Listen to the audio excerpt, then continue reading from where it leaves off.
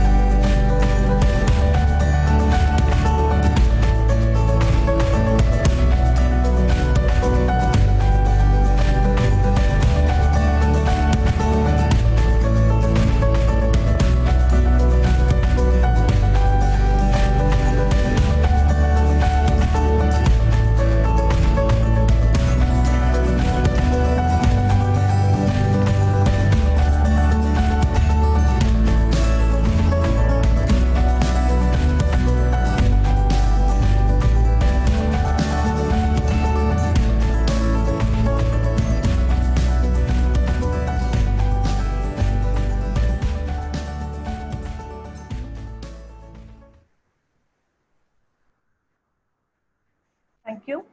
I'm requesting Dr. Yutika to click on that link and to inaugurate our Shield Connect platform.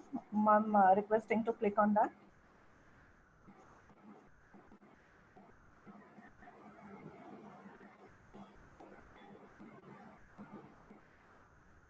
On the link, yes. Yes, it is opening.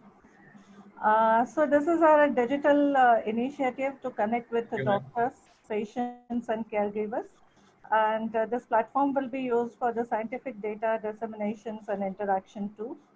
And we have a lot of blogs on it, webinar links on it, and also a lot of scientific information which can be utilized by everyone. So thank you, ma'am. Thank you for the inauguration.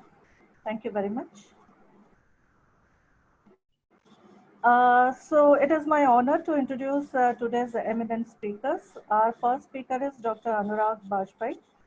Sir has done both his graduation and post-graduation in pediatrics from All India Institute of Medical Sciences, New Delhi, followed by FRACP in pediatric endocrinology from Australia and SCE from UK. Sir is a consultant pediatric and adolescent endocrinology at Regency Kanpur and also Fortis Memorial Research Institute, Gurgaon. Sir is also director of Med E-Classes and he was secretary and treasurer of Indian Society of Pediatric and Adolescent Endocrinology in 2017 and 18. Our second eminent speaker is Dr. Yutika Bajpai.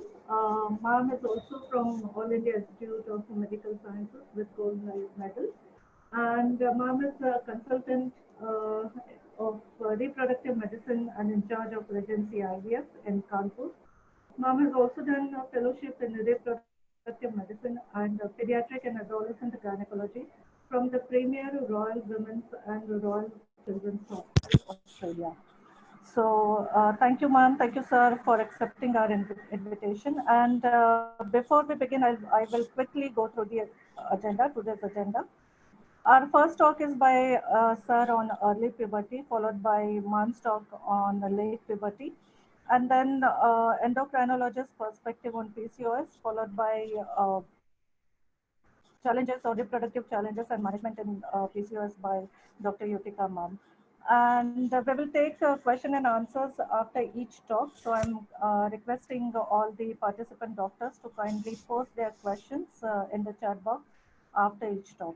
So this is the agenda. Thank you very much, and over to you, sir. Thanks a lot for the kind introduction and providing us with the opportunity to focus on these important aspects of reproductive endocrinology and how we can really come forward. And the problem is that often there is limited interaction between the caregivers in terms of the gynecologist and the endocrinologist, the pediatricians and the endocrinologist, so as to achieve appropriate outcome. And that's why these talks are basically designed more in a case-based manner to emphasize on key aspects of these disorders. So we'll start off first with this 11-year-old girl who presented to us with growth failure.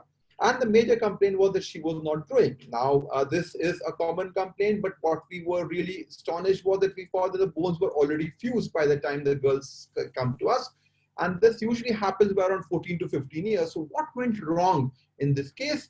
Now, this girl at the age of 6 years had gone to a treating physician who had seen that there was a breast development happening at that time. The child was looking tall for the age. So what they said that these days things are happening a bit early, so there is nothing much to worry and this is a nominal phenomena. Just wait and watch. And what happened? And if you look at the growth chart here, what we clearly see is that the height was more for the age, but had they looked at the bone age, it was much more advanced. And that was something which was missed at that point of time. And unfortunately, now the child came with a very, very short stature and nothing could be done. So this really highlights the importance of early identification, and that would be the recurring theme across early and delayed puberty, PCOS. All of these disorders require a timely intervention, intervention which is specific based on evidence, which does not involve unnecessary investigations as well. So we'll try to build up these approaches in that perspective. Now, after these and many other cases related to growth and other aspects, we started our organization, which was known as Grow India, which has been working in terms of increasing awareness about pediatric endocrinology in the general public, in school and physicians. And we are happy that with that, the awareness levels, we are able to now pick up individuals at the right time when appropriate management can be done. To further enhance awareness about pediatric endocrinology, and now gynae endocrinology, we have launched our learning portal, which is learning.growsociety.in, which provides information about entire aspects of these using multiple modalities in the form of an online portal with validated tool and practical assessment, which is available. We have a master course in pediatric endocrinology, which provides coverage to all the possible aspects of pediatric endocrinology using extensive videos, text, approaches, and it has been accessed from across the globe. So this is something which has really helped us connect with a lot of people who are interested in the field and who want to gain more experience. We have also launched very recently a course related to pediatric and adolescent endocrinology and pediatric gynecology, focusing on key aspects on that. Now, what we have noticed over the time is that despite all the knowledge, unless we have something practical at the time of patient management, it becomes difficult to really implement the entire knowledge. And that led to the development of our MediClasses app, which uses very interesting ways to approach and manage patients individually using algorithms. So all happens in that is that you go to a particular approach pathway, you select a condition, you are asked a few questions, then you answer them, you get an appropriate diagnosis. This is there for approach management. And we are very happy that we have got a very good response to our initial pediatric endocrine app. We have already come up with a pediatric app, and we're going to come up with a gynecology app in the next month or so. So this is going to really change the way practice is done, from actually taking it back from the classroom to the clinic. And then from the clinic, you can go back to the classroom using the detailed information which is there. So without wasting much time from here, I'll start off with precocious puberty, which is the topic today. And this is one condition which is extremely important to identify at the right time, because if we miss the boat like we did in the first case, it will have huge ramifications which will last across the time. So just before we go into all that, we need to understand a bit about pathophysiology of the hypothalamic gonadotrophin estradiol axis. So we all know that the hypothalamus is the center as far as regulation of puberty is concerned. It produces the GnRH hormone, which is continuously inhibited and stimulated by a combination of signals. Now, this GnRH is the prime determinant of pubertal development. It acts on the GnRH receptor to produce two important hormones, LH, which acts on the LH receptor in the theca cell to produce androstenedione ion, and FSH, which acts on the FSH receptor on the granulosa cell to stimulate aromatase to produce estradiol. Now, this is extremely important that you need both LH and FSH to really cause precocious puberty in girls. So conditions which are associated with isolated LH excess will not cause precocious puberty in girls, and this is one message which comes out of it from here. Now, estradiol is going to work on multiple places. It will cause the breast development, the uterine growth, and the bone growth as well. So whenever a girl comes to you with precocious puberty, not only she will be tall because she's growing faster because of estrogen, her bone age will be disproportionately advanced. So she may look tall now, but ultimately if we don't intervene, she would remain very short. And that is the major issue to look into in terms of whether the child requires treatment or not in that situation. Now, we also need to understand is that while estrogen and the breast growth comes from the ovaries, the adrenals are responsible for production of androgens. And this is what causes pubic hair growth, change in hair, axillary hair growth. And these two processes may sometimes be in a different time frame. So you may have an isolated development of pubic hair, which may be because of this increased DHEAs. This is a common phenomenon which we are seeing, particularly in small for gestational age babies who tend to gain a bit more weight. These girls have a premature pubarchy, and this is the forerunner of insulin resistance, causing the subsequent development of polycystic ovarian syndrome, metabolic syndrome, and all the phenomena. So if you have a girl with precocious pubarchy, think that we need to work in terms of lifestyle issues, in terms of avoiding weight gain, because that can cause significant problems from that situation. Now, there is a significant overlap which we need to understand. So TSH has a structural homology to FSH. So TSH at a very high level in primary hypothyroidism may bind to the FSH receptor, and therein it will cause large ovarian cysts to form, causing peripheral precocious puberty. But very importantly, these girls will be short as against girls who have got a central precocious puberty who are tall. So if you have a short girl with precocious puberty, the first possibility that you should think of is hypothyroidism, and just treating thyroid will improve in that situation. A very important link between weight and pubertal development is through the adipocytes, and leptin plays a very important role. If there is a deficiency of leptin because of underweight, a person will not enter into puberty. So leptin is like a gatekeeper of puberty. A girl needs to have a particular level of weight to enter puberty, because puberty is an energy requiring situation.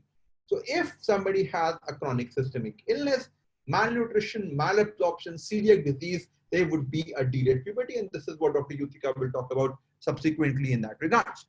Now, very importantly, prolactin, of course, has an inhibitory effect on the GnRH secreting neurons, causing a hypogonadotropic hypogonadism. So every girl who has got low LH and FSH with delayed puberty, please get a prolactin done. I think these interactions become very, very important. Now, the assessment of pubertal production is very important. Unfortunately, it is often not done because people think that it's very challenging and difficult to do. We need to just focus on two stages. Stage 2, which is the breast stage 2 development, is any increase in the size of the breast part. Now, this is very important because it means that the girl has now entered puberty. Now, at this point of time, very important to remember that a lot of girls actually have got lipomastria because of obesity. We are getting a lot of referrals of obese girls being labeled falsely as precocious puberty because they have got a lipomastria. All you need to do is to differentiate this condition from a true breast development is to approximate your thumb and finger towards the areolar area. If there is resistance, it means that there is a breast tissue. If there is no resistance, it's fat. Nothing needs to be done in that situation. So this is an important thing to do before you unnecessarily do a workup from there. Now, why are we bothered about breast stage 2? Because breast stage 2 means that the girl is now into puberty. She will now have a rapid growth spurt. And from there, stage 3 comes, and often 3 and 4 is confused. But you should know now that if you have a secondary mount form, this is breast stage 4. This is very important because this is the last chance to act. Because after that, you have got very limited time to grow. Menarche is very close in that perspective. And from menarche, the growth becomes limited. Now, the time taken from breast stage 2 to breast stage 4 and menarche is typically 2 to 2.5 years. If a girl has got a lesser gap between thelarche and menarche, it means that there is a sudden estrogen spurt, which has caused some breast development and caused a vaginal bleeding, which would suggest a peripheral or an ovarian cause of precocious puberty in the setting of hypothyroidism, ovarian cyst, or very rarely McCune-Albright syndrome or exogenous estrogen exposure. Now, if the gap is less than 1 year, this is what is known as discord. Post-menarchal, the growth is only 5 to 8 centimeters, and from breast stage 2, the growth is approximately 20 centimeters in that regard. Vaginal discharge is an important sign that you have very impending menarche within the next 6 months. So just asking that question will really give you a clue where you are heading. So if you see a girl who comes to you with precocious puberty, check her height and check her breast stage. If she is 130 centimeters and her breast stage is breast stage 2, it means that she will probably land up around 145 to 150. If she is at breast stage 4, she will probably land up around 138 to 140. But if she is menarchal, she is less than 135. So this will really give you a reasonable idea as to the urgency of workup and the need for intervention in that situation. Now, pubic hair development is very, very important, and we'll talk about both in early and delayed puberty, how the correlation between breast and pubic hair form the 2 into 2 table, which will really give you a diagnosis very easily. Usually, pubic hair development just precedes the breast development, but it can happen along with, before, or after. And if you have any hair which is different from the vellus hair, that becomes significant in that regards. Remember, this is a marker of adrenal androgen production. Very importantly, in girls who are on GnRH analog therapy, only the ovarian function comes down. There is no effect on the adrenal function, and they will have persistent development of pubic hair, and that would be a common complaint that, okay, why is the pubic hair continuously increasing despite giving the treatment? And the answer to that is that, okay, we did not want to stop pubic hair. It was basically the ovarian estrogen that we are focusing on in that situation. Now, the other thing to remember is that which hormone to choose and which hormone to do in terms of diagnosis. So if we look at the hormonal progression, what you see that there are 2 gonadotrophins, the LH and the FSH.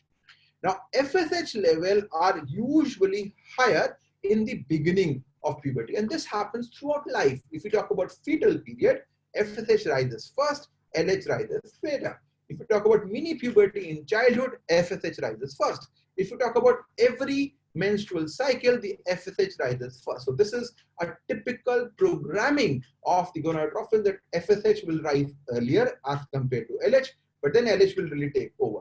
So what you see is that there is around 2.5 times increase in FSH level during puberty, but the increase in LH is much more. So if somebody asks you which is the best marker for pubertal development, it is of course LH, because it has got a huge gradient which happens. On the other hand, if somebody asks you about which is a good marker of ovarian diminution of reserve, FSH will definitely be much better than LH. So when you talk about delayed puberty, Dr. Yutika will talk a lot about FSH, while here we are talking about LH as an important feature. Now, we have got very good assays now. So if you are doing it using a standard lab, using a chemiluminescence assay, you are very, very confident of your LH levels. If your LH is more than 0.2, it means it is central precocious puberty. If it's less than 0.1, it means that either the girl is not into puberty or it is a peripheral precocious puberty. So earlier, what we used to do is a lot of GnRH stimulation testing. Now that practice has really come down. The only indication would be that if you are in a borderline state, so if you are 0.1 to 0.2 in precocious puberty, or in delayed puberty, if you are in doubt, then you can do a GnRH stimulation test. What you do is that you give an injection of leuprolide or triptorelin and check the levels of LH and FSH after 2 hours. LH is most important. If the LH levels go beyond 5, it becomes significant. It means it's pubertal. Less than 5 is prepubertal. So LH is the key thing to look at in precocious puberty, FSH in delayed puberty in that situation. Very important thing to remember is that there is a proper pattern in terms of uterine and ovarian growth over time. And what you will see is that the uterine development is very much lagging in the beginning. So in the first 2 stages of puberty, your uterus may be very, very small. It may actually be as small as the ovaries, and most radiologists may say, okay, I can't identify your uterus. And some of them may actually say that this is absent uterus. So this is a disastrous diagnosis, which we should always avoid. A key message here is that if there is no breast development, please do not go for an ultrasound, because if there is no breast, they will invariably say that there is no uterus. And this is something which you want to avoid in that situation. And as time grows, the uterine size, shape, and endometrial thickness change. So what is the most important indicator, or the first indicator of pubertal development? It is basically the change in the shape from a tubular structure to a globular structure. So the cervico-corpal ratio changes, then you will have the endometrial lining. In general, if it's more than 2 mm, we consider that puberty is probably starting. Beyond 5, it means that menarche may happen at any time. So always ask for the size of the uterus, but that size is not that important. Shape is more important, along with the endometrial thickness. Also ask in that regards with regards to these parameters in that situation. Now, what you need to understand from here is what is normal and what is abnormal. So normally, thelarchy happens typically around 10 to 11.5 years. If it happens before 8 years of age or beyond 13 years of age, it is considered to be precocious or delayed. There are a lot of evidences, especially from US, which suggests that especially in Black girls, there seems to be a tendency of earlier onset thelarchy. But what is important to remember is that despite earlier thelarchy, the menarche is pretty much not advancing. This is a slower variant of puberty. But overall, we stick to this cutoff of 8 years in girls. When we talk about pubarchy, again, the same cutoff. For menarche, it's 9.5 and 15 years in that situation. So now, just having covered a lot of these factors, we'll now straightforward go into precocious puberty. It's a very common condition. Now, why we say 2.5%? Because the definition is statistical. We have made it like that if it has to be less than 2 standard deviation score. So 2.5% girls will anyway have precocious puberty. But remember, 90% of girls who come to you with precocious puberty are just the variations in the whole circuitry, in that the GnRH neurons are triggered early. It's a physiological form where nothing needs to be done. The chances of pathological condition is around 10%, but it is substantially higher for girls younger than 6 years. So if you have a girl younger than 6 years who comes to you with central precocious puberty, we vary of an underlying cause, and MRI becomes absolutely important in that situation. So now if we talk about precocious puberty in girl, it is defined as pubarchy or thelarchy before 8 years of age, or vaginal bleeding before 9.5 years of age. Now what you need to remember is that breast development is definitely the marker of a reasonable estrogen exposure for some time. So if you have just isolated pubic hair development, it's unlikely to be a central precocious puberty. It could probably be a premature adrenarche. On the other hand, if you have no breast development and you have vaginal bleeding, it means that it is not an endocrine cause. It is a local gynecological cause, be it trauma, abuse, tumor, infection, whatever. Now, in this regard, we can just classify precocious puberty into incomplete, only breast development, only pubic hair. As I said, this is adrenarche, or a bleeding which may be a local phenomena. Then it is complete. It can be peripheral or central. Now, most girls come to us with central precocious puberty. This is an orderly pattern. They grow in a normal fashion. There is a gap of around 1.5 to 2 years between the onset of thelarchy and menarche. It has a regular pattern. While peripheral is just that your cysts are formed and they are broken. So sometimes you've got high estrogen. You may have a withdrawal bleeding then. And this is like a totally bizarre situation. So if you have a discordant pattern of puberty, very early onset, mild breast development and bleeding, then no bleeding for some time, again bleeding, it means that there may be a recurrent ovarian cysts which are being formed and resolved, especially in the setting of macronuclear or hypothyroidism in that regards. So we will now focus on the key questions of precocious puberty. Is it really precocious puberty? If it is precocious puberty, is it complete or partial? Is it central versus peripheral? What is finally the cause? So as we said, precocious puberty, we have to look at multiple things. The least important is estradiol. And a lot of people do estradiol and say, okay, estradiol is less than 10. I am not bothered. It is not precocious puberty. No. The estradiol assays have been developed for adult women in the range of 100, 200, that sort of level. So at this level, their reliability is very poor. So I don't go ahead at all with estradiol levels. If they are high, we are fine. But if they are low, they have limited value. So what you do is to actually examine for the vaginal mucosa. If the vaginal mucosa is pale, it means that there is estrogen exposure. If the vaginal mucosa is red and glistening, it means that there is no estrogen exposure. If the endometrial thickness is increased, of course, this is a definite evidence of estrogen exposure. If there is height increase, if there is bone age which is increased, and there are discharge or abdominal pain, these are definite features of precocious puberty. Now, you need to remember that in certain situations, we may have puberty mimics. So neonatal thelarchy is because of the transplacental passage of estrogen from the mother to the child. This is a physiological phenomena. It is not a pathological cause of concern. As I said, lipomastia is common in obese girls. Again, nothing to worry. And pubic hair of infancy definitely is another condition which is increasingly being identified. So we don't be bothered if there is no clitoromegaly, there is no other features of virilization, and there are just 1 or 2 pubic hairs. Don't get too bothered. It usually improves over time in that situation. Now, once we know it is precocious puberty, the next question is, what is the extent? So if it is just the breast development, it may be an isolated thelarchy or it may progress over time.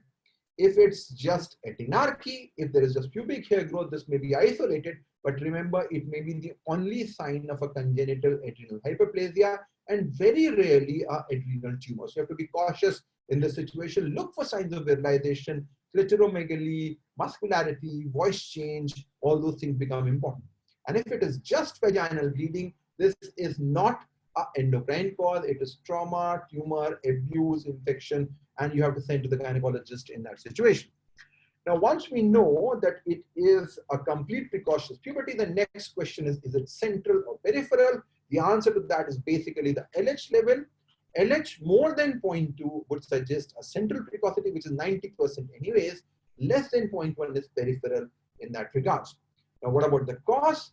Now, for identification of cause, I would say clinical examination is the most important. So if you have a girl who has got no breast development and only pubic hair development, this is adrenarche. If you have a girl who has got no breast, no pubic hair, just bleeding, this is a local cause. If you have a girl who has got a breast development without pubic hair growth and breast development is significant, think of hypothyroidism because there the adrenals are sleeping, because thyroid says your bone age is low, adrenals are sleeping. If you, however, have everything going properly, it is most likely a central precocious puberty. So just by looking at the breast and pubic hair, 95% of time your classification is done in terms of precocious puberty.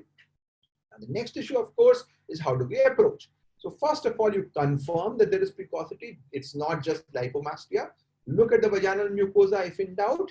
Look at the bone age. If there is precocious puberty, look at the extent. If it's just pubarche, work out for adrenal cause. If it's just vaginal bleeding, send to the gynecologist. If it's a complete precocious puberty, look at the bone age. If the bone age is less, now everybody with precocious puberty should have an increased bone age. If bone age is less, it is hypothyroidism. If the bone age is normal, it is a slowly progressive puberty, as I said, which is happening more. So if a girl is 6 to 8 years of age, bone age is not advanced, hold on. You don't need to treat everybody. with this GnRH analog in that setting. However, the bone age is more than 2 years as compared to the actual age. It is an advanced puberty. And if a girl is less than 6 years of age, in that situation, you have to work up in terms of MRI and you differentiate central from peripheral. So the major thing is to look at the extent, look at the bone age, look at the LH, and then decide whether an MRI is required in that setting or not. So we'll now go through quickly about some cases which will give us the idea. 7-year-old girl with thelarchy reported at the breast stage 2. Height is normal. So 118 is normal at this age. Bone age is slightly delayed. Bone age is also normal. Now, somebody did all the investigations. LH is low, FSH is high, E2 is less than 10. I'm not going to be bothered about this FSH or E2, but LH is low. So what is this girl who has got a normal bone age and a normal height? Is this really a precocious puberty? So when we actually checked, she had a red vaginal mucosa and she had a lipomastia. So before ordering all these unnecessary investigations, just examine for the breast tissue. Is there resistance between thumb and finger? It is precocious puberty. Otherwise, it's just nothing to do in terms of workup is required. This girl, again a 7-year-old girl, thelarchy 3 months, height is 100 centimeters, which is like 4 years. So this girl is short, and if you look at it, she had got estrogen exposure. There is no pubic hair.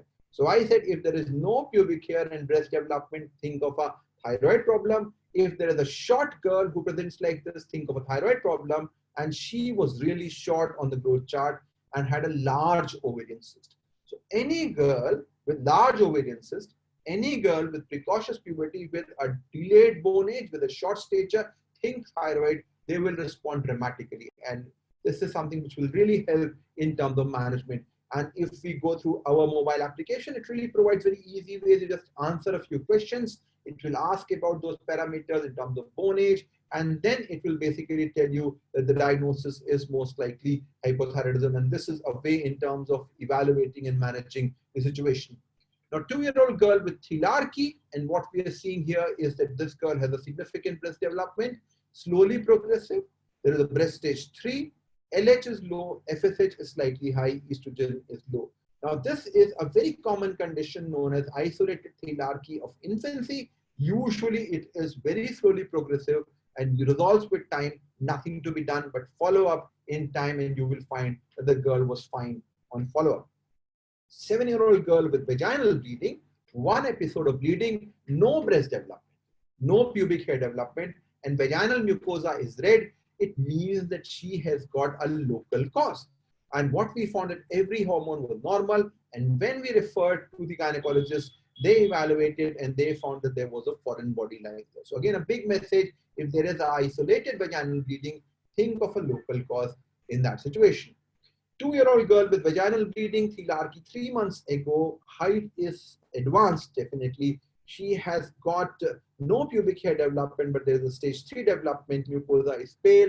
And what it means is that this is advanced bone age again in that situation. So this is really progressive, but what you see, the LHFSH is low. So this is a peripheral precocious puberty, and this happened to be a McEwen-Albright syndrome, a rare situation in that regards. So we have now seen the various forms of cases and how do we manage them. Management is requires a lot of inputs from endocrinologists and the other specialties, so it has to be a combined management. The management includes the use of GnRH analog. So any girl who has a precocious puberty onset which is less than 6 years of age or 6 to 8 years of age with advanced bone age, we should think of a GnRH analog. And what these GnRH analogs do is that they expose the gonadotropes to a very high level of GnRH, causing desensitization, and therefore the LHFSH levels come down.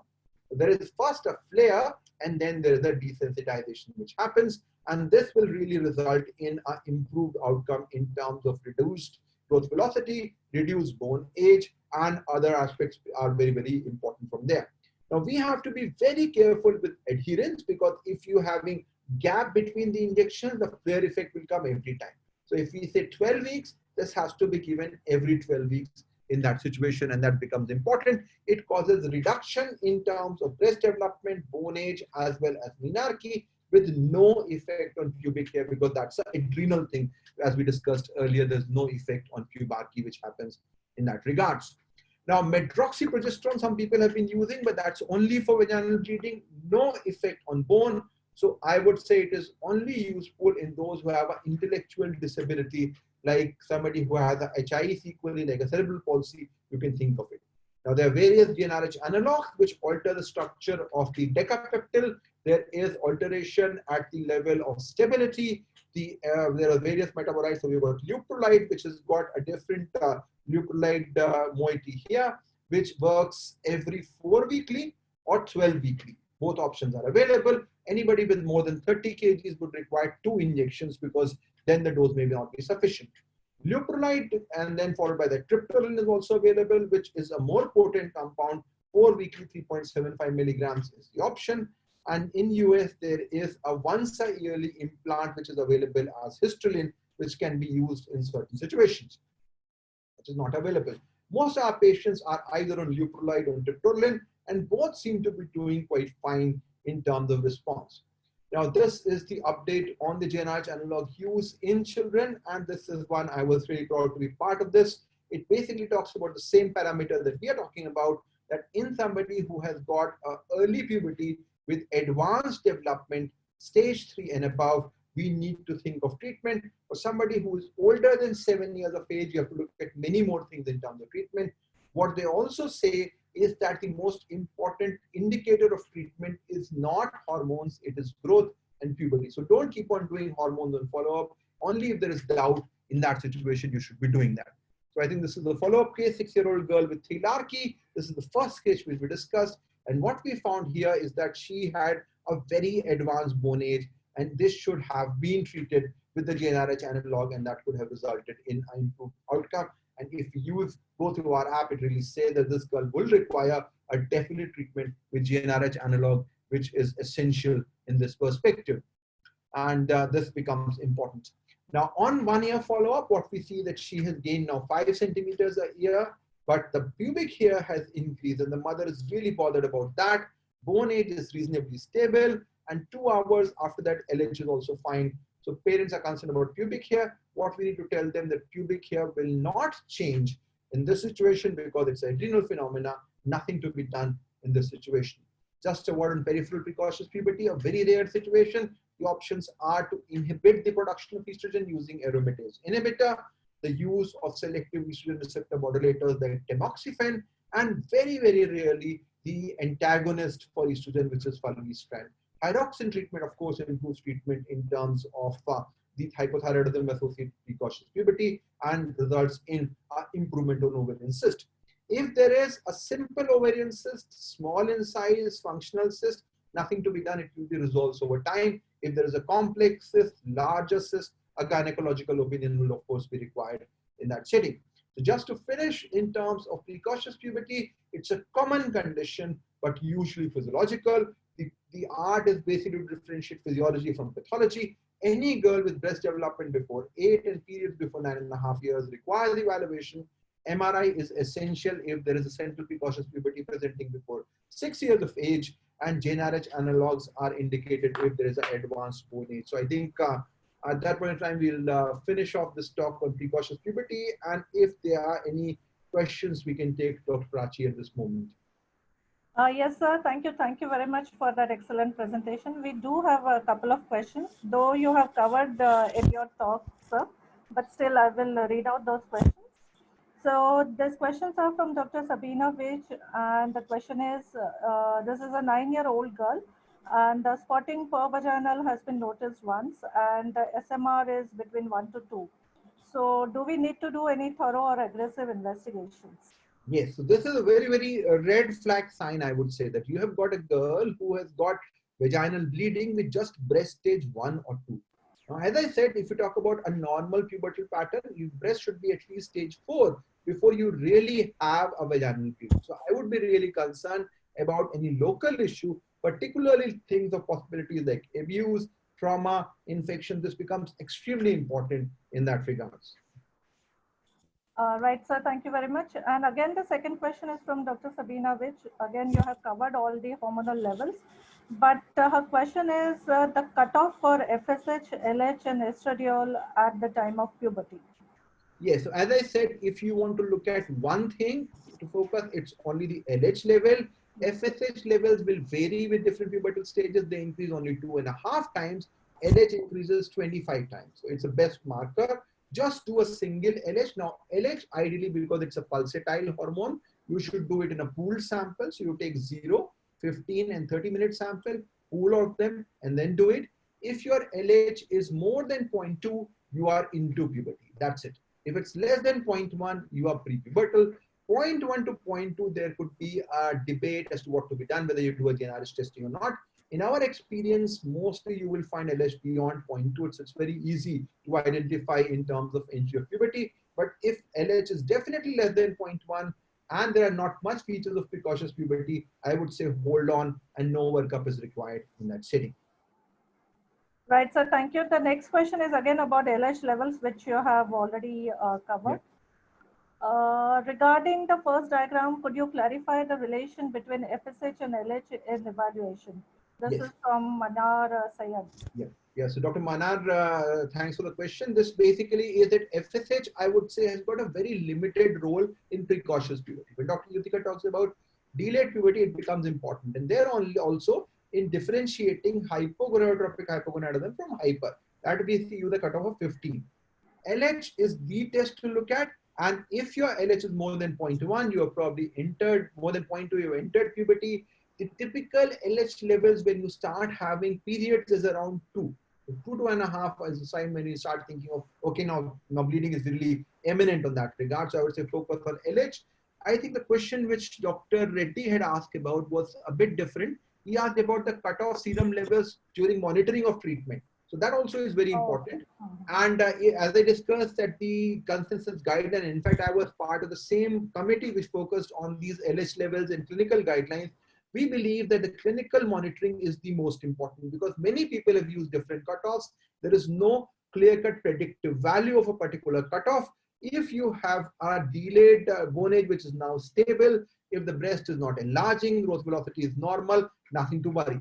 If you really want to get at a particular figure, there have been figures of 2 hours after the GnRH analog injection of LH levels less than 2 is the most commonly quoted figure. Some people use a target of LH less than 4. So what you do is that you give the GnRH injection, and that GnRH injection has also got some amount of native GnRH which is there. So that will cost you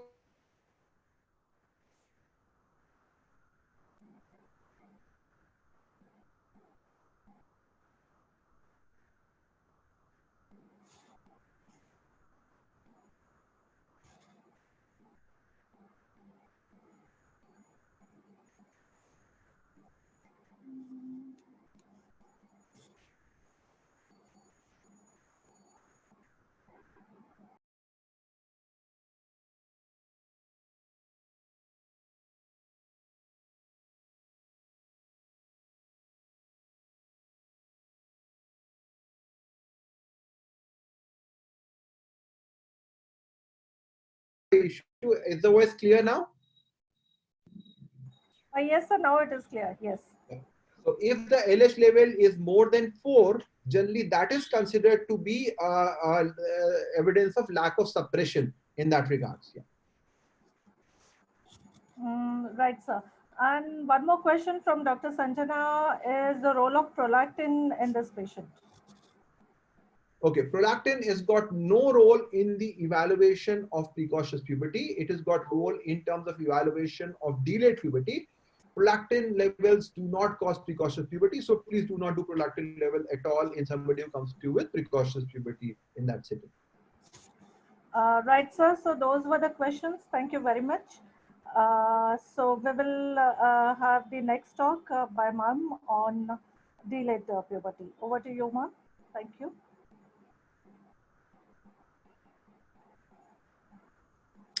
Thank you, Dr.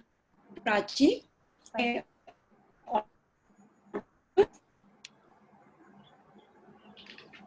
Yes, you're audible. We can hear you. Yes, you're audible. Yeah.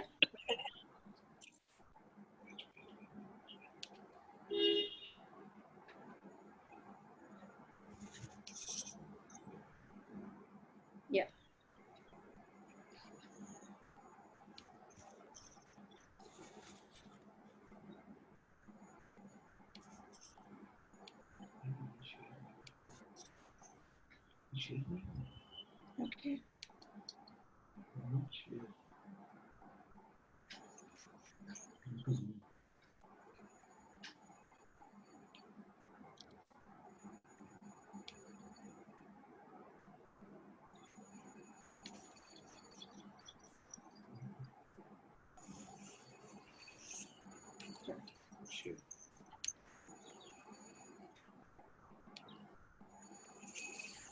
Yes, ma'am, we can see your slides.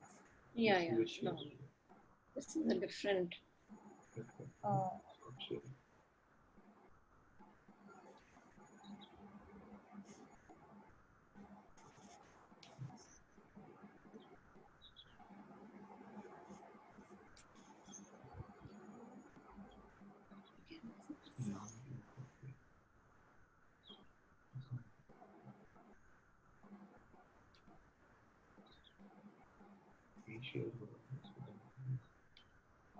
Ma'am, can you have it a presentation mode?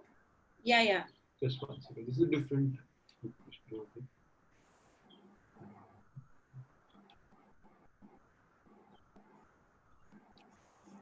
Ma'am, may I help you, ma'am? It's a play button, ma'am, in the top. Yeah. Yeah. The There wrong. was a just a second. Okay.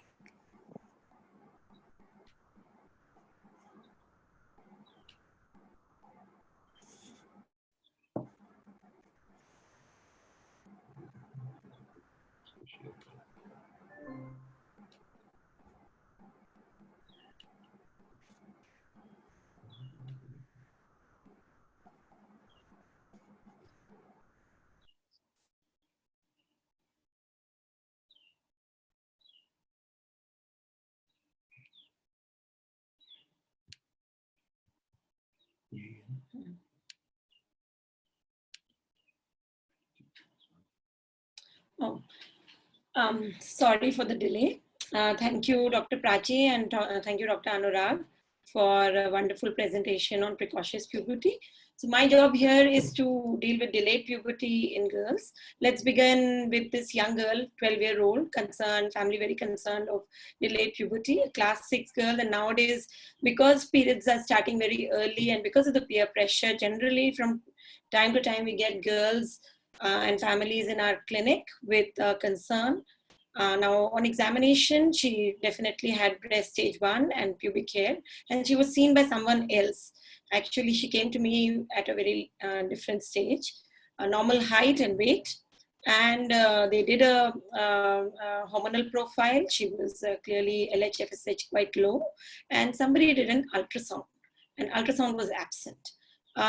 Basically, the message here is whether we need to actually investigate our patients who are at a young age presenting with a prepubertal breast to do an ultrasound and that kind of hormonal profile. And generally the dictum here is if you cannot see the breast or palpate the breast, it's very unlikely that you will be able to see a prepubertal uterus. And prepubertal uterus is just like a undistended bladder. And a very trained ultrasound and a good ultrasound machine is required to look at this very paper thin sort of a uterus. And very commonly a devastating diagnosis of absent uterus is made if an untimely diagnosis is made. In this girl, she is clearly not delayed puberty because she has not reached the cutoff date of delayed puberty. And that's why we really don't need to investigate. From this background, we need to really come back to what exactly is delayed puberty. And when we need to really identify whether we are dealing with delayed puberty. If it is delayed puberty, whether it is physiological or pathological, because about a third of girls with delayed puberty have congenital delayed puberty, the familial form, in which the families generally have a history of delayed puberty in the mother. 2/3 of girls, and this is in sharp contrast to what Dr. Anurag said about precocious puberty, where majorly the girls with precocious puberty had idiopathic cause, but girls with delayed puberty majorly have pathological cause of delayed puberty, which could be either in the disrupted hypothalamic pituitary axis, or it could be ovarian aneurysm. And there are various causes of the hypothalamic and the pituitary causes of low LH and FSH, and how to differentiate them and what to identify the cause is the whole idea of working up patients with delayed puberty. Now, is it delayed puberty? So what exactly is delayed puberty? If there is no thilaki by 13 years of age. Now, if your girl has had thilaki, but the puberty stalled in between, and usually with the onset of breast development, periods should start in about a couple of years.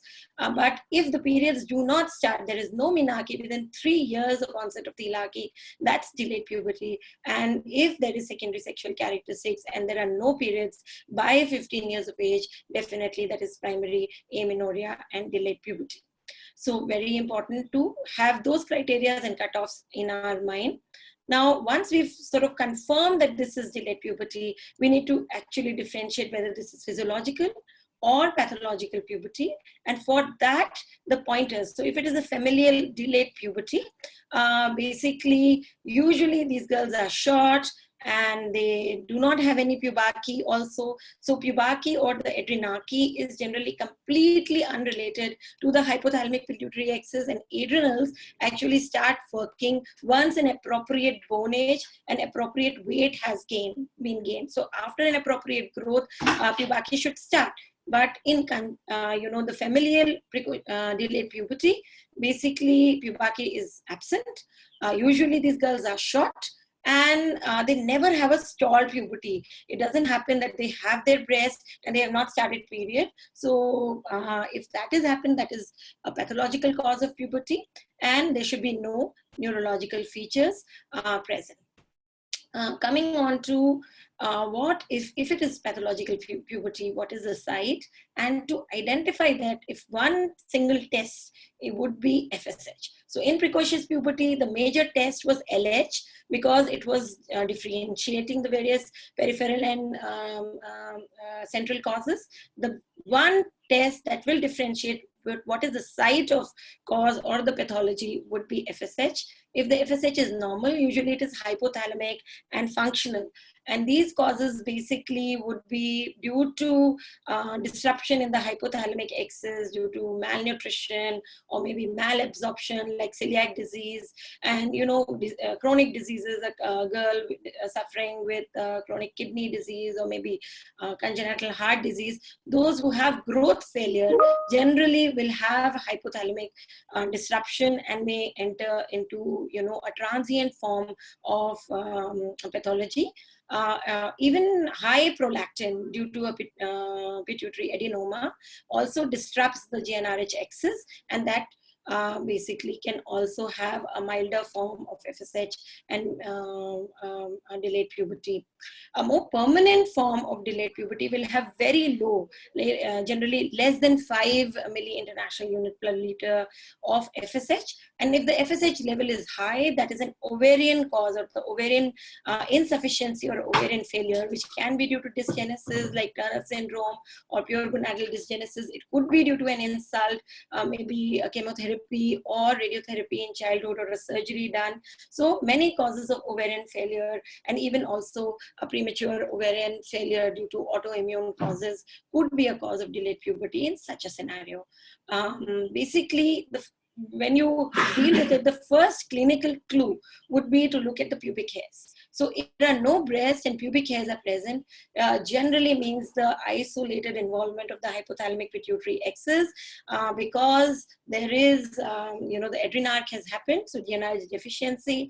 But if pubic hair and the thilarchy both are absent, usually either it is CDG, PG, or chronic illness. If there are breasts but no pubic hairs, it's a pointer to androgen insensitivity syndrome, and a karyotype would identify, and generally these are XY females. and presence of both thylacine and pubic hairs is a pointer towards uterine anomalies. If there is no pain, usually this is associated with Mullerian agenesis, absent uteruses, and if there is any cyclical cryptomenorrhea kind of a situation where they have no periods, but because of the obstruction, that is cryptomenorrhea. Clinical pointers could be if there is an overweight girl with delayed puberty, it could be Turner syndrome, pseudo hypoparathyroidism. If there is polydactyly, that is Lawrence-Beadle syndrome. Presence of deafness basically is associated with Turner syndrome and pseudo hypoparathyroidism. Brachymetacarpia is present in Turner syndrome and pseudo hypoparathyroidism. So if there is growth failure, it could be Turner syndrome. Any short statured girl with delayed puberty, it could be Turner syndrome, and even it could be hypothyroidism or multiple pituitary hormone deficiency or a pituitary tumor. Basically, hypertension is a pointer towards Turner syndrome. So how to approach these girls? So first thing, when you look at a girl with delayed puberty, would be to look at her general situation, do a screening test like if there is anemia, what is the TTG level, if there is hypothyroidism or there is chronic kidney disease or liver failure or cardiac illnesses. Those are the tests should be done at hand. And if those things are all normal, then the FSH would be the marker that would be differentiating and identifying what is the cause of the pathological delayed puberty. If FSH is high, definitely the cause is ovarian dysgenesis, and we should do a karyotype to see what is the actually the anomaly. It could be Turner syndrome, it could be XY females, and a normal karyotype, it could be due to premature ovarian failure, or could be because of autoimmune endocrinopathies, and workup on those lines should be done. So even with girls with ovarian failure, involvement with an endocrinologist is a must, because a lot of additional causes of ovarian failures are present, and the treatment and management should all be done in tandem with your endocrinologist. And don't just rush away, start doing pubertal induction in these girls. Evaluation for the cause of this gonadal failure is very important. Now, if the FSH is low, and so you should look at the prolactin levels and the pointers of hypogonadotropic hypogonadism, like any anosmia, which is present in Gynecologist deficiency, like Kalaman syndrome, or neurological features could be pointers to brain tumors involving the hypothalamus and the pituitary stalk. So basically, a low FSH LH, always an MRI head would be required to rule out the central causes of delayed puberty. But if the FSH basically is not low and it is in the normal ranges, basically you should do an LH to differentiate whether they are entering into puberty. And if the LH is high, then a GnRH stimulation test, if the LH is low, then a GnRH stimulation test would differentiate between basically a central cause or a familial cause of delayed puberty. So coming on to these cases, this is a 16-year-old girl with delayed puberty. She has breast stage 1 and pubic hair 1, height of 135 centimeters and a low weight for that age. And she is basically a very low LH and FSH. She was basically diagnosed as hypogonadotropic hypogonadism and was advised estradiol. Basically, if we look at the, how to deal with such a patient before rushing into treatment, we need to really identify where is the site, what is the cause of this delayed puberty.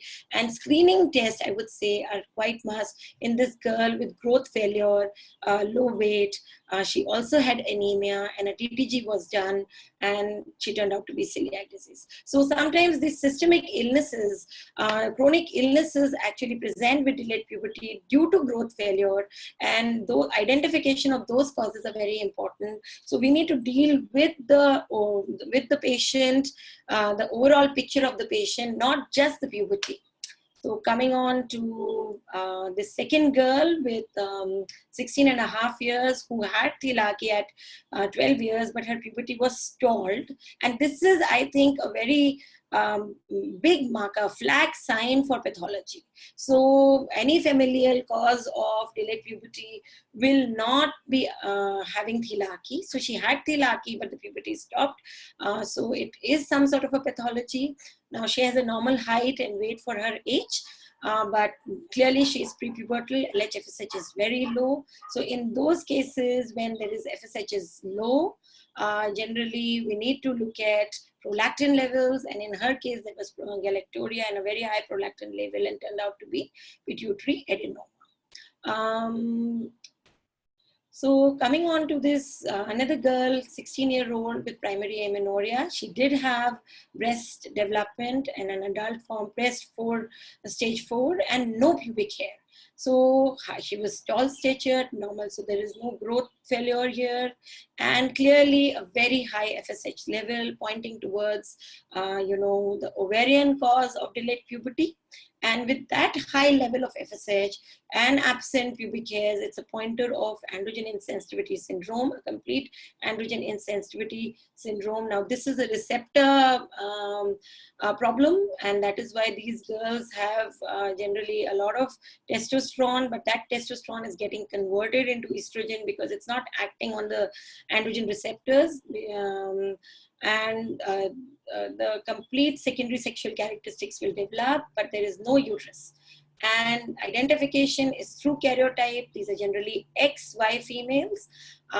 We can use, this is the app that will help you point. So if there is absent pubic hair, always, identify complete androgen insensitivity. Now, another girl, 17-year-old with primary amenorrhea, fully developed breast and pubic hairs. And here, this is the pointer. The complete development of secondary sexual characteristics is a pointer that the ovarian function is intact. So it is a non-endocrine cause of delayed puberty, normal height and weight. And FSH, obviously, we confirmed it. It's generally not needed in these cases, but generally turns out to be normal. And generally, if you have a girl with primary amenorrhea, look at the breast. If the breast development is completely normal, the pubic hairs are present, look at if there is any, hyperandrogenism. There is no hyperandrogenism, then this is Mullerian agenesis and can be confirmed by doing a local examination. And generally, they have a blind vagina, and the treatment, of course, is vaginoplasty, and generally they can go in for surrogacy, and nowadays treatment like uterine transplantation and all those things are available for their overall care. Coming on to this 12-year-old girl, looking at the girl, the clinical diagnosis is obvious. She's short-statured with growth failure, quite underweight, no breasts, no pubic hairs, brachymetacarpia and webbing. Looking at this girl, generally it's an office diagnosis of Turner syndrome, and FSH confirms ovarian failure. And this girl was advised estrogen because she was from a poor family, and somebody thought that not doing, it's obvious Turner syndrome, and they did not do any karyotype for her. Later on, she presented with abdominal lump. Now, basically, all girls with Turner syndrome, you should always get a karyotype done because some of them have XY line, and having a Y chromosome and gonadal dysgenesis is a higher risk for development of gonadoblastoma and dysgerminoma. And in those girls, it is an indication to do a laparoscopic gonadectomy to avoid the development of this malignant condition. So always do a karyotype. So one message I would say, if you have gonadal failure in a young person, always do a karyotype to rule out Y line, marker chromosomes, and because those are the girls who are high risk for gonadoblastoma and development of dysgerminomas. So coming on to Turner syndrome, when to suspect Turner syndrome in any one of these features. Nowadays, Turner syndrome can be picked up in utero if there is cystic hygroma present in an in utero ultrasound, or if there are some cardiac defects. Basically, if the girl has any girl with short stature, prepubertal girl with short stature, there is an indication to do a karyotype in identifying Turner syndrome. Premature ovarian insufficiency. Here I would say that Turner syndrome girls, majority of them have premature ovarian insufficiency and failure quite early. So they present with delayed puberty, but some of them can have normal puberty and irregular periods. So they just have ovarian insufficiency and not failure. So if there is insufficiency or failure, there is an indication of doing a karyotype, and those typical features always do a karyotype. Any two of these minor features like renal abnormalities, skeletal dysplasias, nail features, and hearing defect before the age of 40 years is an indication to do a karyotype and confirm Turner syndrome. So what is an ideal managed, confirmation? So a karyotype should at least look at 30 metaphases, because sometimes these are Turner mosaic patients, and some of these cells have normal karyotypes and other cells have abnormal karyotypes. So looking at least 30 metaphases is a minimum requirement. Maybe also 50 metaphases some bodies are recommending. Now Turner syndrome has one intact X chromosome, and the other X chromosome is either absent or partially absent. And sometimes there are Y lines and marker chromosomes which cannot be identified whether they are X or Y. So those kind of karyotypic abnormalities are also present in Turner syndrome. So Turner syndrome generally basically should be identified. It's one of the major causes of delayed puberty. So how to treat delayed puberty? I would say there are two parts of treatment. One is in the adolescent age group, where we need to do a proper pubertal induction and reproductive counseling. The other part would be for the adult cases where we have to deal with their infertility and treatment of their reproductive issues. So generally, basically the pubertal induction should be age appropriate. Generally, with gynecologists, the patients generally reach a bit later than that, but especially Turner syndrome can be picked up quite early and if the girl presents early enough, a delayed puberty case should be treated by 12 years of age in an age appropriate manner. The pubertal induction should be very gradual. Giving a very high dose of estrogen will induce an early bleeding, and a proper development of uterus and breast will be hampered. So giving a low dose, gradual increment treatment is very important, and it should be progressed over 2 to 4 years, which is the recommendation nowadays. You can use GnRH analogs in a form of a pump and a pulse therapy. Unfortunately, that is not available. The mainstay of treatment is actually estradiol and LH, FSH. Those are all theoretical forms of pubertal inductions.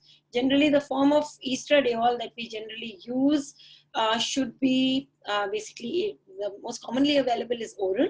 So when we use it on an oral route, it goes to the liver, induces, then goes to the bloodstream and then starts acting.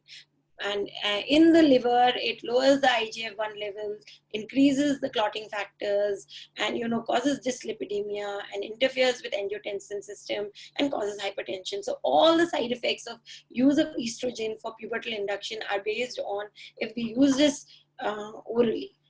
That is why the transdermal route is a preferred route because it bypasses the liver and goes directly to the site of action. Unfortunately, the transdermal patches are not available in our country. The commonly used estrogen preparations that are available to us are 17-beta estradiol. That is a more natural form of estrogen. And this one basically does not interfere with the liver much. so it has lesser side effects. Usually the starting dose is 5 microgram per kg per day. Another commonly used preparation is estradiol valerate or Progide Nova. 1/4 of the 1 milligram tablet is the initial dose, and it is a little difficult to, because they are unscored tablets, a very small tablet. Usually it can be crushed, divided into 4 parts, and started. The advantage of this dose is that it is easily available, and the other ones like transdermal estrogen 17 beta estradiol preparations are available, but they are available in the form of a gel, and the gel doses are not very well titrated. So although they are used in IVF and for endometrial preparation in adult women, but those things cannot be used for estrogen pubertal induction in younger patients because the doses are not titrated well enough. So I would say use the oral 17 beta estradiol preparation till the time we have the patches available, because they have the less side effects. So I will just basically also important to watch for high blood pressure, especially in girls with Turner syndrome, because they also have associated cardiac anomalies and have a high risk for aortic dissection. So just a quick word on the gradual dosing. Usually the victim is use a very low dose at the start of the year and continue with the same dose for the whole year. Don't increase the dose. Use the weight at the start of the year. So here the gradual dosing basically for 1, 2, 3, 4 years, and those are the dosages. These are all available. It's in the Cincinnati protocols, so you can get it from the internet. How long should we use and when to add progesterone is another question. The progesterone, generally we should not use the testosterone preparations like norethisterone and norethindrone. The 3 safer versions would be medroxyprogesterone, which is available as a compound Diviri in 5 to 10 milligram doses. Micronized progesterone are the best and the natural ones, but they are the costliest. Dydrogesterone is another safer progesterone which we can use, but it is also a costly drug. Generally, we should give it once the complete development of the uterus and the breast has been achieved, which is minimum of 2 years, but maximum of 4 years. Whenever bleeding starts, so it's not basically if bleeding starts, you have to add progesterone, but always get an ultrasound done to look at the uterine size and the endometrial thickness. If the endometrial thickness is more than 5 mm, then we have to add progesterone to avoid the effects of unopposed estrogen, which can lead to endometrial hyperplasia and even uterine cancer. So add progesterone, and what we need is a minimum of 10 days of progesterone each month. So coming on to the fertility treatment for hypogonadotropic hypogonadism, the fertility treatment is straightforward. Here the ovaries are completely normal. It's the hypothalamic and pituitary axis which is disrupted. So they lack the GnRH and the FSH and LH. GnRH is available, but that is theoretical. It's not available in our country. So the preparation that we use is a combination of both FSH and LH, which is present in human menopause, in the HMG. HMG is not available in a lot of countries because of it being a urinary preparation. So recombinant FSH and LH are also present. It's very important to basically rule out multiple pituitary hormone deficiencies. If there is if it is MPHD, those things should be, basically corrected first. So if secondary hypothyroidism is present, hypocortisolism is present, those things should be corrected before we start treating for fertility. Otherwise they will have a miscarriage, they will have a poor response, and sometimes they may also go into Addisonian crisis. So it's very important in these cases to involve your endocrinologist before starting follicular induction and starting HMG. In hypopituitarism, sometimes giving HMG alone will not be enough, and adding a low dose growth hormone may be needed. And in these cases, compared to polycystic ovarian syndrome, a longer duration of stimulation is required, and usually they take about 15 to 20 days of HMG injections before they start forming a dominant follicle and ovulating. So basically the treatment for hypogonadotropic hypogonadism is present, and they can conceive with their own eggs and can carry the pregnancy completely throughout for the 9 months. Basically for Turner syndrome.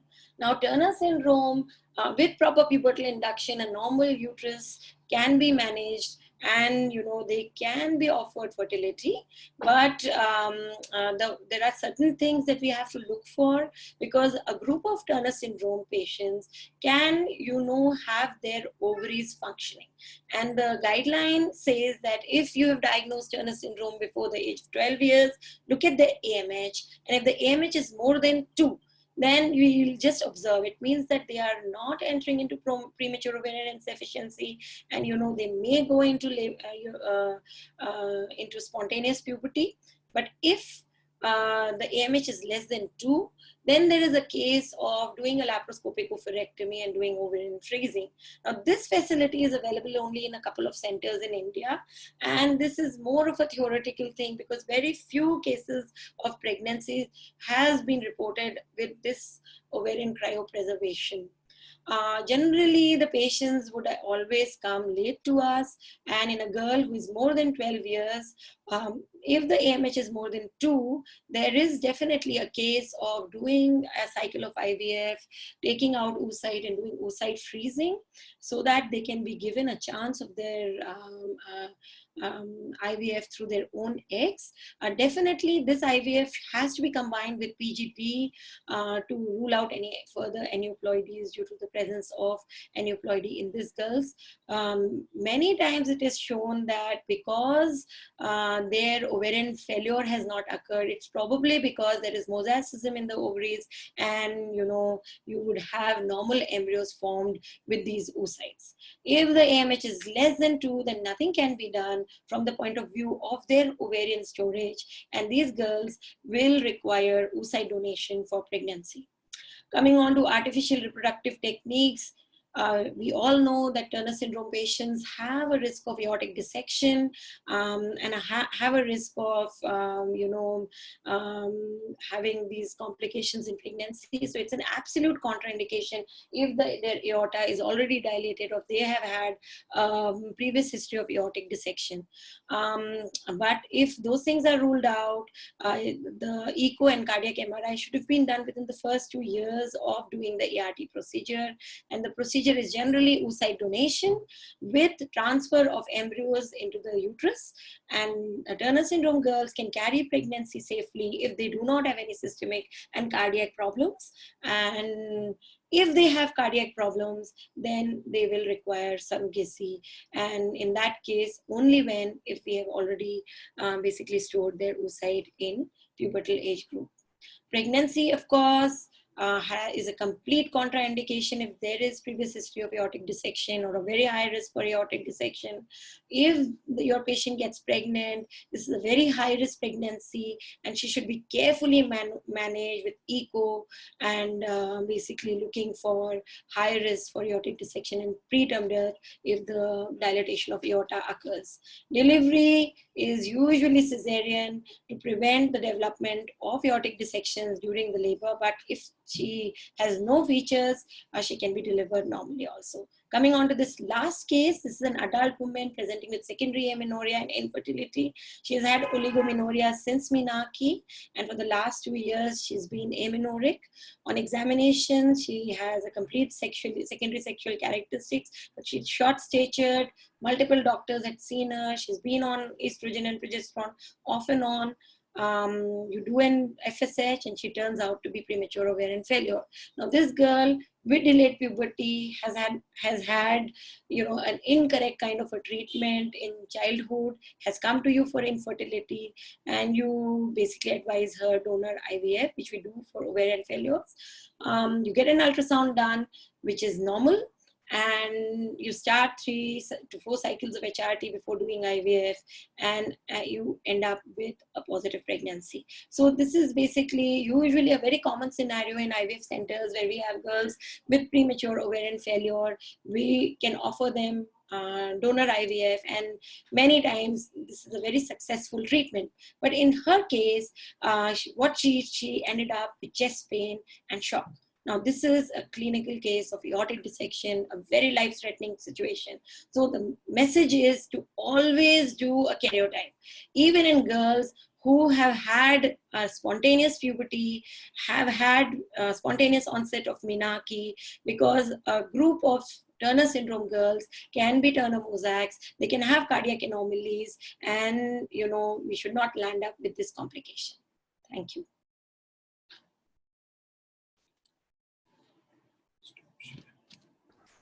Thank you very much, ma'am. Thank you. Can I take questions now? Yeah. Right, ma'am. There is one question from Dr. Said.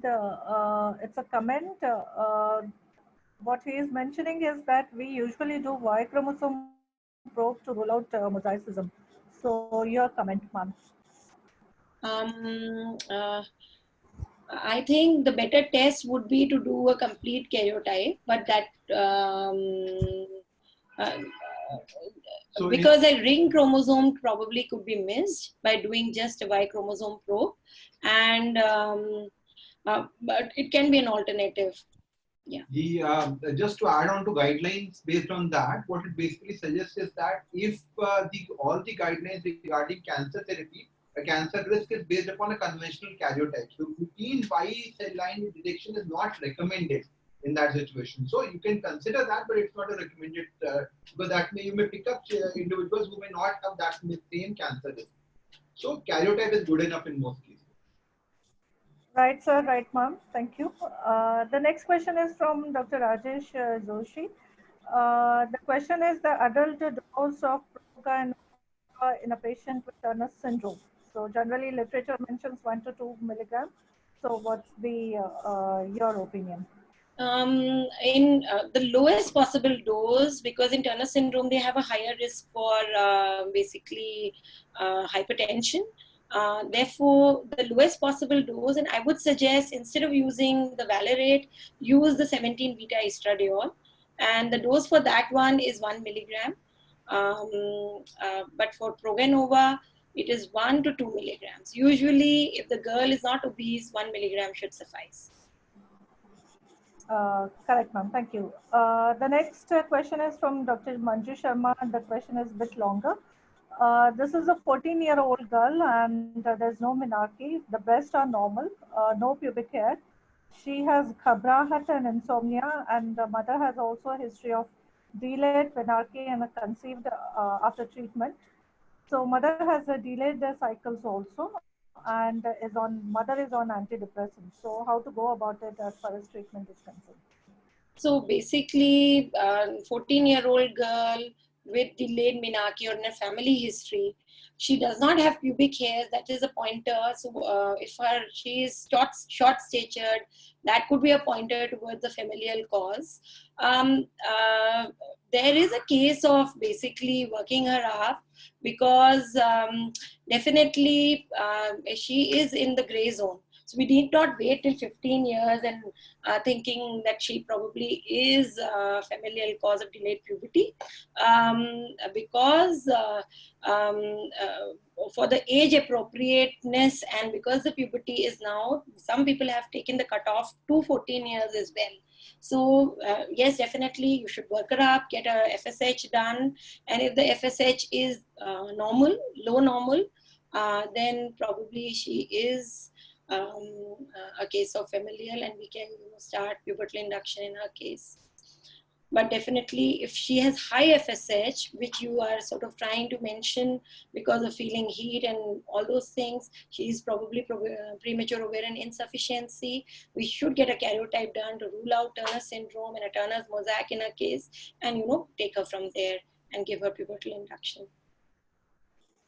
Right, ma'am. Thank you. The next question is from Dr. Nitin Reddy. The question is how we differentiate CDGP from hypo biochemically and any role of AMH, testosterone, or any dynamic tests. You can do a GnRH stimulation test, and with GnRH stimulation test, if the FSH rises to more than 5, then that is a case of CDGP and not hypo. And AMH many times in prepubertal girls and especially in hypo may be falsely turn out to be low on the lower side. So I would not recommend doing an AMH in a case of delayed puberty. Yes, ma'am. Thank you. The next question is if the woman is 40 years old and with poor ovarian reserve, so does she need any treatment? Yes, definitely. A woman before the age of 40 years, if she goes into premature ovarian insufficiency, she definitely requires HRT till the age of 45. And now the guidelines are saying till the age of 50 if she does not have any high risk factor for CHD. So definitely she should be given HRT till the age of 45 years to prevent the development of bone problems and to improve her quality of life. Okay, right, ma'am. Thank you. So those were the questions mentioned in this chat box. So we will have our third talk on PCOS by Sir. Over to you, sir. Thank you. Thanks a lot. And thanks a lot for this wonderful opportunity and this interaction on both these pivotal topics. I'll now be focusing on a very interesting and a very common topic which we are going to deal. That is basically about PCOS, and that's an important aspect to cover. So PCOS is something which is increasingly being identified, but what we are seeing is that often it is causing more overdiagnosis than an appropriate diagnosis. So what I'm going to focus in my talk is basically to say what really is not PCOS and what we need to look at in terms of other aspects before we label somebody as a polycystic ovarian syndrome. So we'll start off with a couple of cases, and what we are looking first is in terms of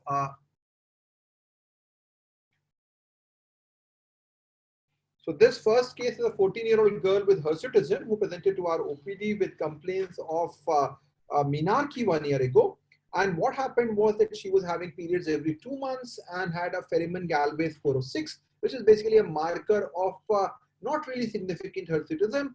And somebody did an ultrasound and showed a polycystic ovarian appearance. So this is a very, very common condition, which is often misdiagnosed as PCOD. And this is the ultrasound, and somebody thought that this is PCOD and advised estrogen progesterone. Now, if you look at this girl, she is just barely into periods. Periods are not that infrequent. There is no hirsutism, and this PCOD appearance is extremely common in this age group. Maybe 20% will have this appearance. So this is an unnecessary diagnosis of PCOS. Nothing should have been done. She should just have been reassured. On the other hand, we have another 14-year-old girl presented with similar complaints. Same 2 months. Now this girl has virilization, she has muscularity, she has a very, very high level of hirsutism. And ultrasound again showed a PCOD appearance, and somebody again labeled PCOD. While the first case was a case of overdiagnosis, an act of commission, this is an act of omission.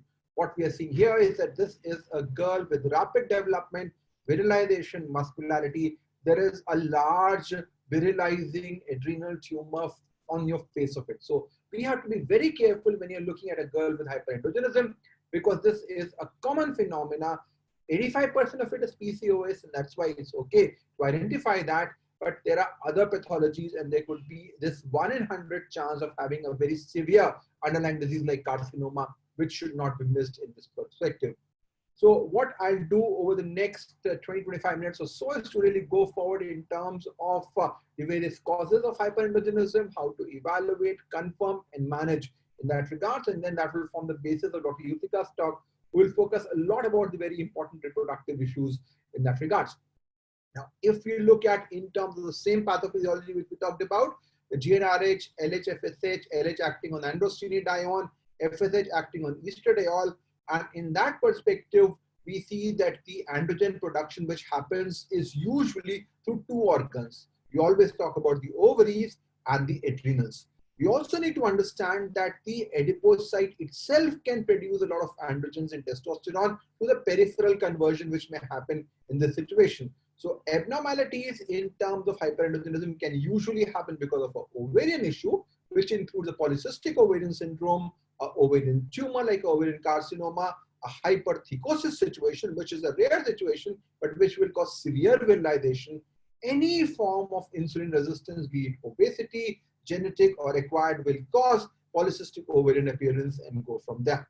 There could be abnormalities in the adrenal glands, which include the congenital adrenal hyperplasia, which will be an early onset precocious pubarchy, along with the development of hyperandrogenism. There could be really adrenal carcinoma, as we saw in the second case, which can be really aggressive in that situation. And of course, there could be the adenomas and other perspectives which may be important from that situation. Really, it could be a central cause because of hyperprolactinemia, because any condition which causes an ovulation will have a greater production of androgens, because ovulation is essential for the development of a dominant follicle. If you have number of small follicles, they will keep on producing testosterone and cause hyperandrogenism. And as we discussed, you can have a peripheral form in terms of obesity. Now, most cases that you would see would actually be PCOS followed by CAH, but you need to exclude all other causes before you diagnose PCOS, and that becomes important from a clinical perspective. So hyperandrogenism could be physiological, and this is a very important thing to remember, is that during puberty, there is a time when this whole axis is maturing, there is a phase of physiological anovulation. And this physiological anovulation can cause mild hyperandrogenism, irregularities in period, and this is what is physiological hyperandrogenism, which happens in puberty. And then you have got the pathological cause. So this is a very important thing to distinguish. Pathological cause could be ovarian, as I discussed, PCOS, hypertrichosis, tumor, and GH excess. Of course, PCOS is most important, but if you have severe virilization, think of hypertrichosis and tumors. There could be an adrenal abnormality in the form of a congenital adrenal hyperplasia, Cushing's tumor, as we discussed, and of course, any cause of anovulation, be it hyperprolactinemia, hypothalamic cause, will cause a similar picture. And of course, you can have the other situations in terms of the insulin resistance and the peripheral aspects, the drugs, which can also cause a similar picture. So the key questions that a physician has to answer in terms of managing a patient with hyperandrogenism is it really hyperandrogenism? Is it physiological or pathological? If it is pathological, where is it coming? Is it coming from the ovaries or from the adrenals? And finally, what is the cause? So we'll go through all of them individually. First question is it hyperandrogenism? And I would say, look at the clinical pointer, which are the most important. So it has to be hirsutism, acne, or anovulation. These will be the various manifestations that you will see for hyperandrogenism. Virilization is a cause of worry. So if you have a very rapid progress, clitoromegaly, muscularity, change in voice, this is an emergency. This is virilization. You may also have things like swelling in the axilla, which is painful. It is like hidradenitis suppurativa. And sometimes some females will present with alopecia, which is more like a central balding pattern or androgenic pattern, which may happen here. Now, when you diagnose somebody with hirsutism, do not confuse with the vellus hair. So vellus hairs are basically soft, depigmented hair, which basically are not androgen dependent. So they are there in different areas, while you will have the sex hormone dependent hair in specific areas. Certain drugs, especially prednisolone, may cause hypertrichosis. This is again not hirsutism. This is common with prednisolone. And of course, hirsutism is the specific male pattern area of distribution, which becomes important. And for that, ideally, you should do a modified Ferriman-Galloway score, which is looking basically at the 9 androgen-dependent areas. It may be difficult to look at the image. We've got a very good application in our mobile app, which helps you identify the FGS. In that case, you rate all of them from 0 to 4, and based upon that, you will then classify. Remember that it is more likely to be positive or higher in adolescents. So a cutoff of around above 15 becomes more significant. Between 8 to 15, you have to be a bit cautious. There's also a racial and a ethnic variation. So look at the other family members, look at the sisters, look at the mother, the aunts, and when you're comparing it, because you don't want to unnecessarily overdiagnose that in that situation, and there is not a perfect correlation. So you have to be careful in that situation. Now, once you have seen that there is a clinical hyperandrogenism, the next issue is to how do you document that in a biochemical fashion. Now, we all know that testosterone is basically a steroid. It has to be carried in the blood in the sex hormone binding globulin. So there are options that is available for you to measure is either a total testosterone or a free testosterone. Conditions affecting the sex hormone binding globulin will influence the level of testosterone. So if you have low SHBG, which happens in the setting of PCOS, you will falsely have a lower level of testosterone. And this will cause a misdiagnosis in that situation. Now, only less than 1% is actually the free form, which is however active, and conditions which influence SHBG will influence the levels. So if you have a high estrogen or a thyrotoxicosis, your SHBG levels will go up. You will have a falsely high total testosterone. This is important in the setting of somebody who is on treatment. When you give estrogen, SHBG goes up, your free testosterone comes down. So this is a therapeutic measure as well.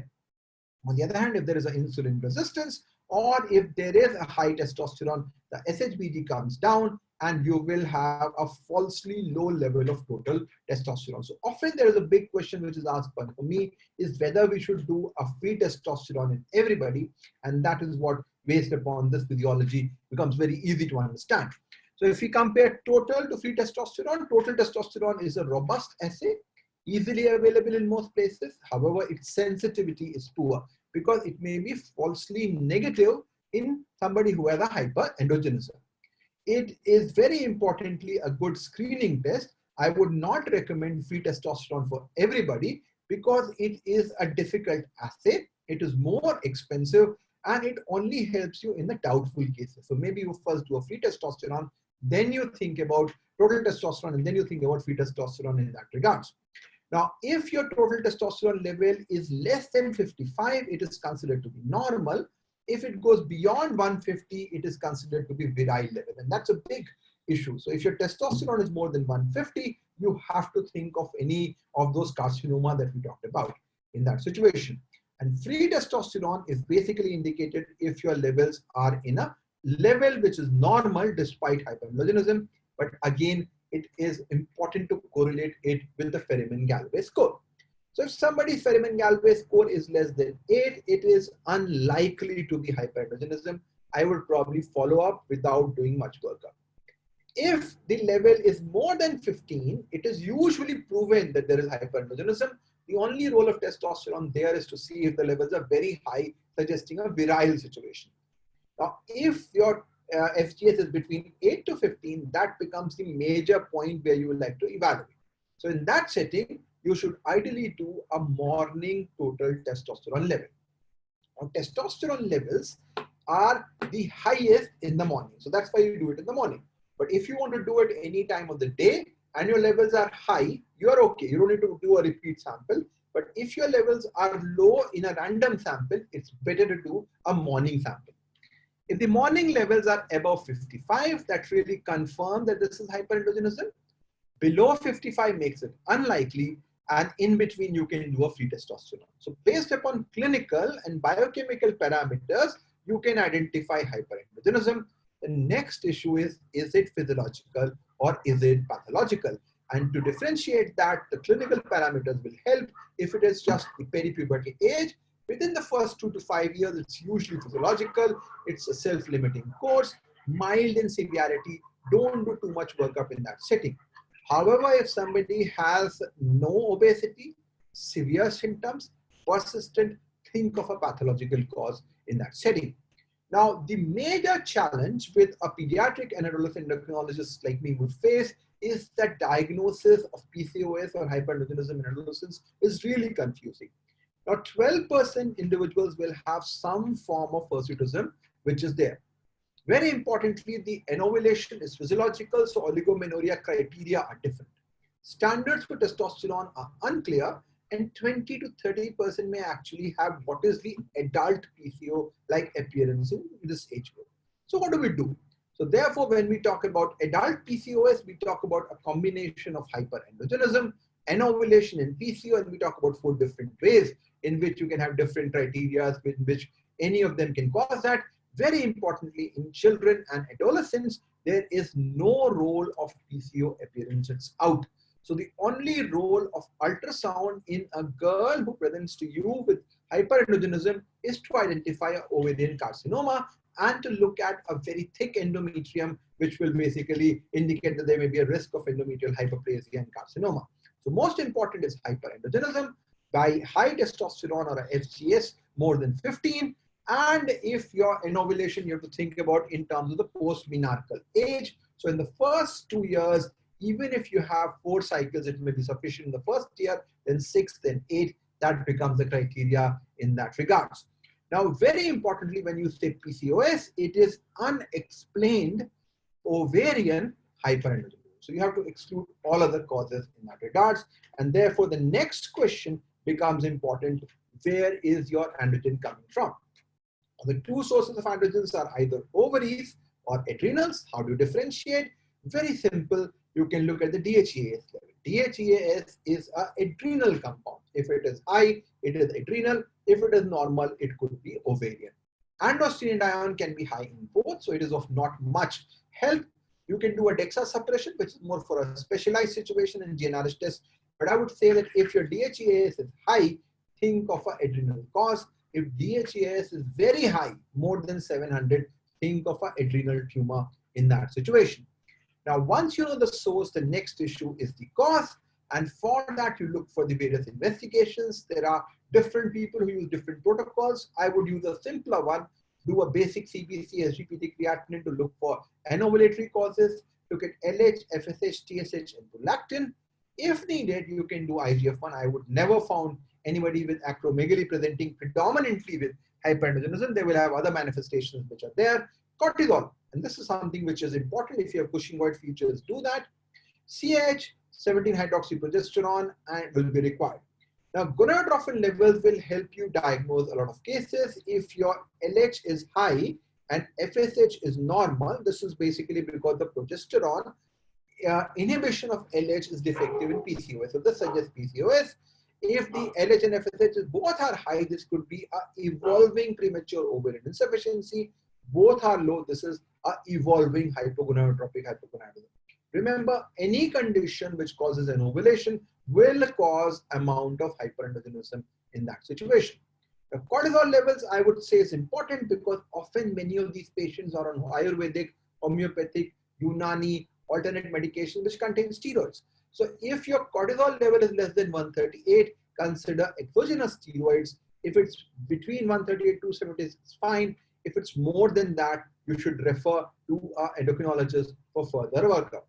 Now, very importantly, the estrogen component will not only increase the sex hormone binding globulin, it will also increase the cortisol binding globulin. It will have a falsely high level of cortisol which may happen, and therefore it's better to do urinary free cortisol in this setting, and it can have a lot of confusion in that setting.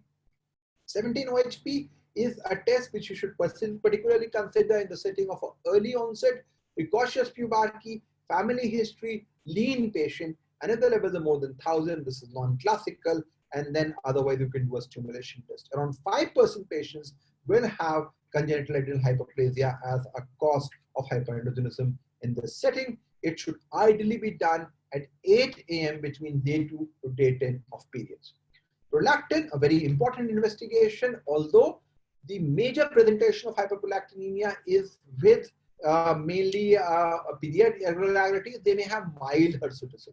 So prolactin level should be done fasting, and increase may be there with PCOS and estrogen exposure. But if the levels are more than 25, definitely if they are more than 40, start workup for prolactin excess, including an MRI if needed. DHEAS, as I said, is a marker of adrenal production. It should be done again any time of the day because it has no diurnal variation.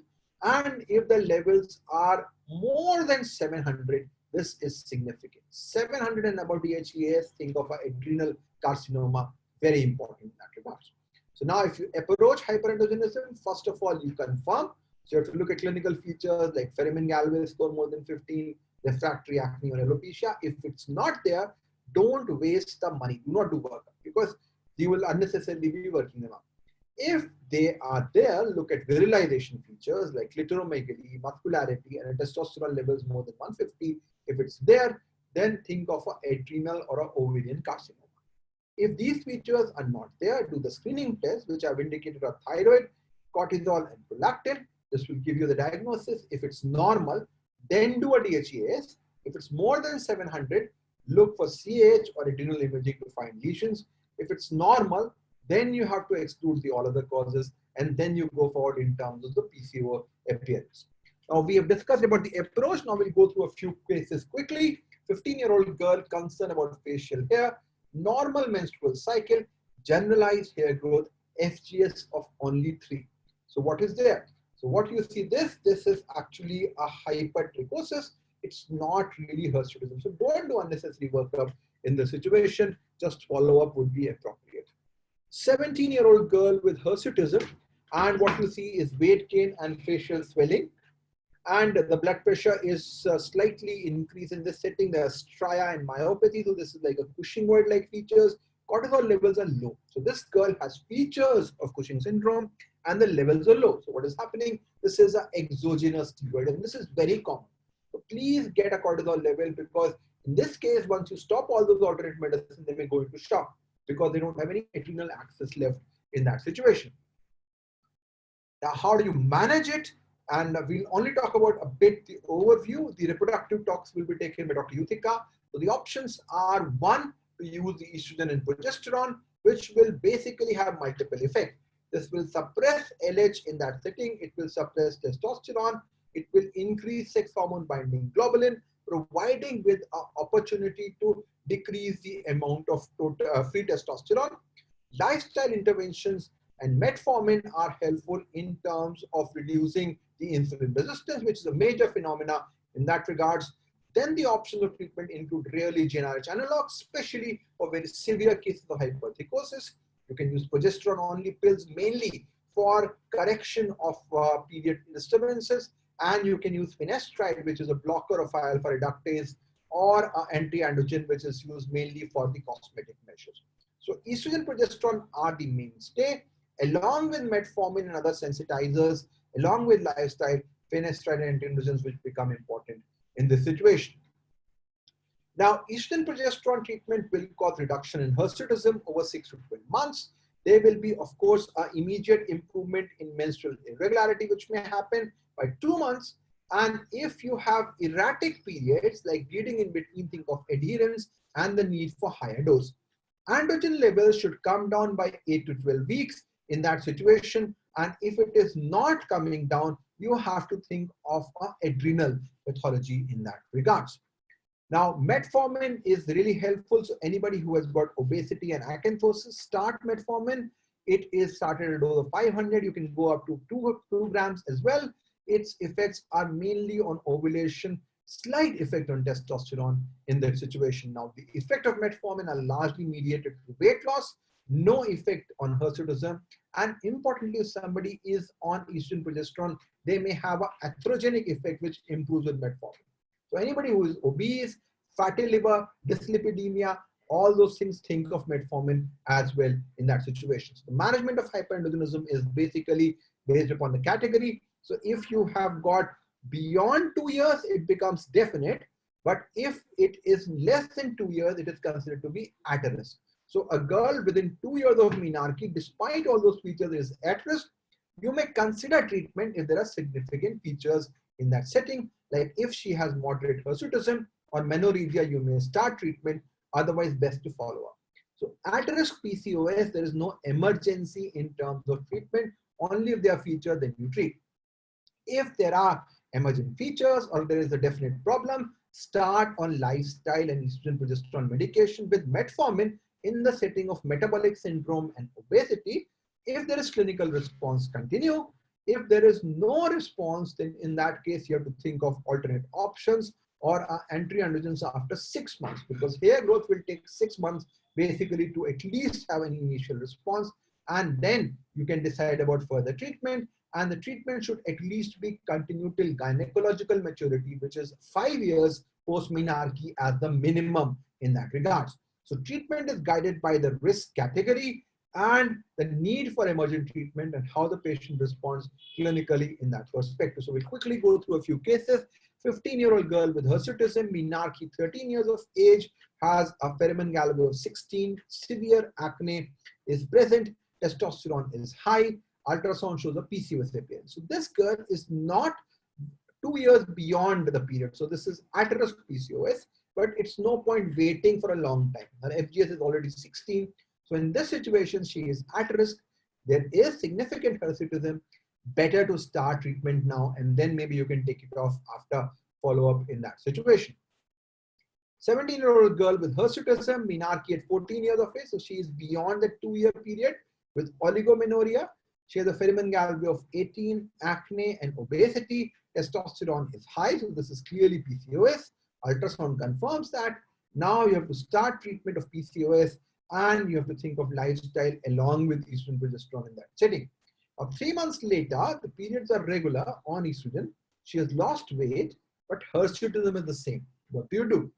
This, as I discussed, is basically because of the latent response to the hair growth. It may take some time. So in this setting, wait for some more time. There is no need for any active intervention in this setting. 9 months later, this girl is stable, but she has now intermenstrual bleeding. What is going wrong? So the most common cause of intermenstrual bleeding is because of adherence. She might be missing in estrogen medicine in between. So either you increase the dose of estrogen and ensure adherence, the girl will have an improved outcome in that regards. 16-year-old girl with hirsutism, onset 1 year ago with oligomenorrhea, severe menorrhagia, testosterone is high, ultrasound shows a PCOS appearance. Now the major problem here is menorrhagia. In that setting, it is better to start off with a higher level of estrogen and then try to bring it down to a usual. So you start maybe up to 50 also in certain situations and bring it down once the period becomes controlled in that situation. I think this may be the final case. If we're talking about 17-year-old girl with hirsutism, immediately after menarche, rapidly progressive. And what we are seeing here, there are features of virilization. There is amenorrhea muscularity. Testosterone is very high. So this is a typical situation once you've excluded carcinoma of what is known as hypertrichosis. In this, ovaries are producing like a huge amount of androgens, which is going to cause a lot of problems in this setting. And this showed a very large ovary and hypertrichosis. Management is very complicated. She was on estrogen, progesterone, and spironolactone, but the symptoms persisted. She was virilizing progressively. Testosterone was persistently high. So what we thought of was actually a knockout regimen to give a GnRH analog, cut off the entire LH suppression, give anti-androgen, add back estrogen. So this is a very challenging but an interesting situation which you may also encounter in that setting. So hyperandrogenism, we need to follow strict criteria, which is FGS above 50, exclude physiological causes very importantly, immediate evaluation for virilization if there is change in voice, muscularity, clitoromegaly, and estrogen, progesterone, and anti-androgens are the cornerstone of treatment in terms of the endocrine aspect. And that is what you wanted to cover. And you can, of course, go to the Android and the iOS store to look at our MediClasses app. It is available. You can easily download it. And you can go and have a look at our learning.brosociety.com, which talks about a lot information about all these issues, including the gynecology course that we started at that point. And I have to thank Shield and the entire team, Dr. Prachi, for this wonderful interaction which is there. Thank you. Thank you, sir. So you have already covered about your MediClasses app. So the first question is there from Dr. Sharma only. So how to download and whether it is a paid app. Yeah. So MediClasses app is available on both Android as well as the iOS version. You can freely download it from any of them. Now, for the first 7 days, it is absolutely complimentary. Then there are certain sections which are complimentary and certain that are paid, which are very minimal subscription, which is there. If somebody is looking at specifically a gynecological aspects, we are coming up with a MediClasses gynecology app within a month. So from a gynecology perspective, it is going to be very helpful. For pediatric endocrinology, and pediatrics, we already have 2 different apps which are available at a very, very nominal subscription prices. And there in the initial part, you can have a look at it. They are free for the first 7 days. It gives a lot of information about how to assess bone age, puberty, Perriman-Galway score. All the thing that we have done is pretty much there. All the algorithms are preloaded. You just have to give yes and yes, no, and you will find the answers there. Right, so thank you very much. So can I take questions? Yeah, please. The first interesting question is there from Dr. Vij. Can PCOS be confused with primary ovarian insufficiency? Symptoms may be similar right from onset of menarche. That's a very, very interesting point. And if you look at the table that I showed comparing the LH, FSH level, we had 3 possibilities of PCOS, POI, premature ovarian insufficiency, and hypogonadotropic hypogonadism. Now, if you look at how the ovaries are functioning, we have got the smaller follicles, which are basically disorganized. And they are like, if you have a weak central government, the regional kshatraks will start fighting and they start producing a lot of testosterone, which is not going to help, which is causing a negative thing. If you have got a strong central government, which is like a follicular cyst, it will then control all of them. Now, because there is no dominant follicle, which is developing in all of these conditions of anovulation, you may have these small little follicles producing testosterone here and there, causing hyperandrogenism. So the initial manifestation of premature ovarian insufficiency can actually be this hyperandrogenism, and that is why LH and FSH are important. If you have a disproportionately high FSH in that setting, you are of course dealing with POI, and this is something, a big message. And I've seen patients with hypo also presenting with a similar picture, hyperprolactinemia presenting with a similar picture, hypothyroidism presenting with a similar picture. So anything which disrupts your dominant follicle to form, you will have chaos in the ovaries and they will run amok in that regard. Thank you, sir. The next question is from Dr. Biswas. Does the DHEAS before CT adrenal help in diagnosis of adrenal tumor in hirsutism? So very high DHEAS level indicates an adrenal etiology. Now, this adrenal etiology could be, for all you know, a congenital adrenal hyperplasia because of a 3-beta HSD deficiency. It could be 21-hydroxylase rarely, but if it's more than 700, only 2 possibilities are there, either a 3-beta HSD deficiency or an adrenal tumor. Of course, you have to do an imaging to confirm and differentiate both of them. So DHEAS is a very good tool in somebody who doesn't have features of PCOS and yet has high virilization features. In that regards, if it's high, you have to do adrenal tumor, of course, but if it's very high, it becomes easy to identify. Right, sir. Thank you, sir. So those were the questions in the chat box. So thank you very much. We have the next talk on PCOS with respect to fertility management. So I request and invite Dr. Yutika for the next talk. Over to you, ma'am.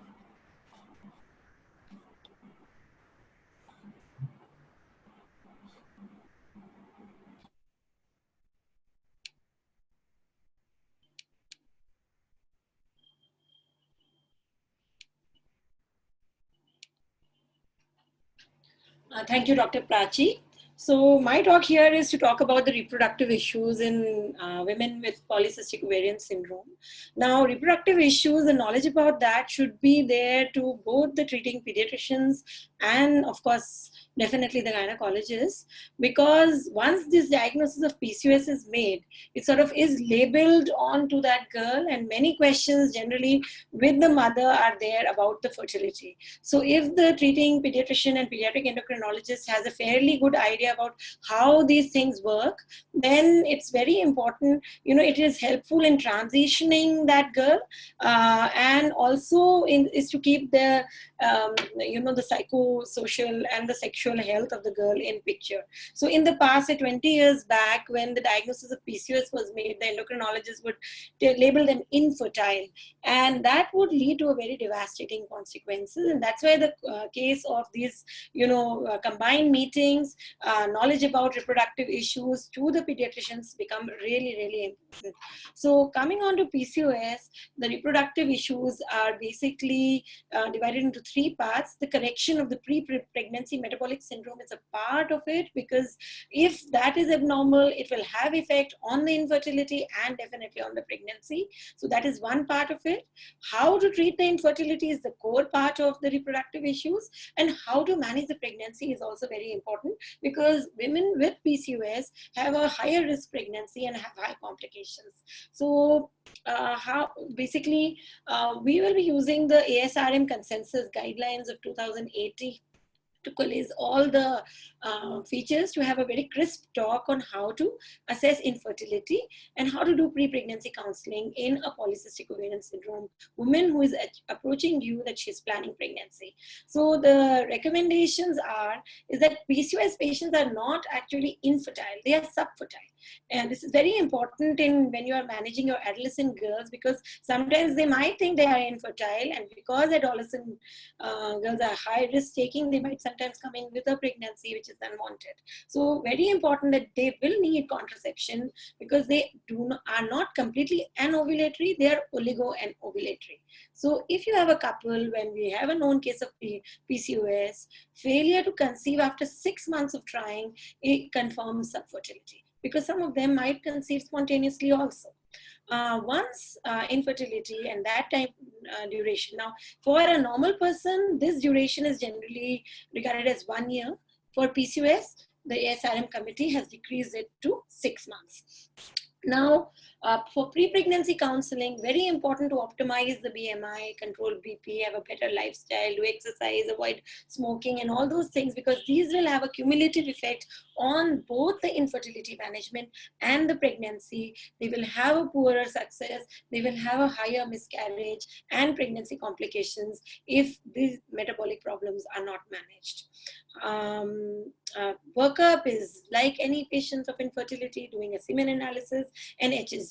Because we have a known cause of infertility, the PCOS, it might be a case of doing HSG only if there are high risk factors of tubal disease, which is pelvic pain, dysmenorrhea, or a history of pelvic surgery, history of PID, known case of tuberculosis, or an adnexal mass or a uterine pathology on ultrasound. Otherwise, you can straight away give them start treatment even without doing HSG, at least for the first 3 cycles, and some of them will conceive. What is the pre-pregnancy lifestyle management that is recommended according to ASRM? At least a minimum weight loss of 7%. Now, this is easier said than done. In PCOS women, it's really, really very hard to lose weight, and a very involvement of the dietitian and the physical trainers, and a very hard work goes there. But definitely counseling should be done so that they understand that this weight loss is going to help them with their infertility management, and so that they have a normal pregnancy. So doing exercise at least 150 minutes per week, a calorie restricted diet. Unless they decrease their carbs, they are not going to lose any weight. And this can be done with the help of meal replacement therapy or addition of anti-obesity treatment like orlistat. So very important to have a really you can just leave this part to words. Treatment or correction of their hormonal profile by giving them OCPs for 12 to 16 months before we start doing infertility treatment, basically can be done with low dose or with high dose. And the recommendations are basically if we start giving them a very early sort of a immediate therapy. So if an obese girl with PCOS presents with infertility, and you straight away start doing ovulation induction without treating their metabolic profile, generally the success is lower, and more live births are reported with associated weight loss. And especially if you're planning IVF, it's very important to correct the metabolic profile by giving them OCPs for at least 12 weeks. And this has shown to have a higher implantation rate, higher pregnancy rate, and lower number of SGA babies. So it's very important. The pre-pregnancy treatment or before starting infertility infertility treatment, correction of metabolic profile is a key issue in polycystic ovarian syndrome, and that should not be missed. Now, coming on to the actual treatment of infertility, obviously, this is a case of anovulation. So we need to do ovulation, and according to ASRM, now the drug of choice is letrozole. Now, this is an aromatase inhibitor very commonly used in the treatment of many types of cancers, and therefore, very briefly, for about only about a couple of years back, this drug has got a license to be used because of its label of being an anti-cancer drug. It was not being it was not available to us for ovulation induction treatment, but now this is regarded as a first-line treatment for ovulation induction because of its very high efficacy and very good safety profile. So it causes monofollicular ovulation, unlike the other drugs that cause multiple pregnancies, multiple ovulations. It has a very high live birth rate compared to other forms of ovulation induction. So it's a first-line medication. It is so safe that ultrasound monitoring to look at how many follicles are being formed is not required in the initial stages. So ASRM recommends that if you have a patient who is unable to come for an ultrasound monitoring, a very high intensity job, or maybe you have an online consultation, you can give this medicine. And the protocols are very, giving a dose of 2.5 to 5 milligram in the initial part of the cycle from the first day to 5th day, and giving an HCG or looking for a spontaneous ovulation and timing intercourse. That's the protocol. Many types of protocols are available. A prolonged protocol where you can give it for 10 days, or a step-up protocol basically will lead to a 70 to 84% ovulation rate and a per cycle pregnancy rate of 25% and a cumulative pregnancy rate of 50%. Usually, most patients of PCOS with correction of their metabolic profile will conceive with this letrozole treatment after 3 to 6 cycles of ovulation induction. But if they are not conceiving, then we need to look for other causes, and we need to go in for second line treatment. The Cochrane study recently in 2018 found that it has almost 1.5 times higher pregnancy rate compared to clomiphene citrate, and it's a very, very highly effective drug, and that's why regarded as first line because of its safety profile. Coming on to clomiphene. Now, clomiphene has been available with us as an ovulation induction agent since the 1960s. The problem with clomiphene is that it's a very strong drug. It is an receptor antagonist. It's basically anti-estrogenic. So it causes a lot of ovulation. It causes multi-follicular ovulation and generally associated with multiple pregnancies, triplets, quads. So ultrasound monitoring is must with clomiphene, and it should not be given off-label. And basically, cycles should be cancelled if there are more than 2 mature follicles to avoid those multiple pregnancies.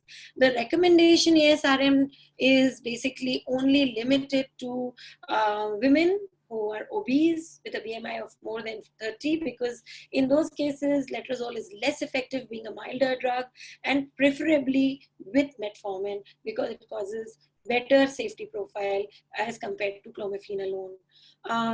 Coming on to the second line is gonadotropins. Now, gonadotropin is more physiological way of stimulating ovulation induction by giving them FSH. These girls generally have a higher baseline LH, so we don't want to give them LH, but only FSH, which is available in the market as a recombinant form, polytropin alpha or beta, or a urinary highly purified form, which is a urinary FSH HP.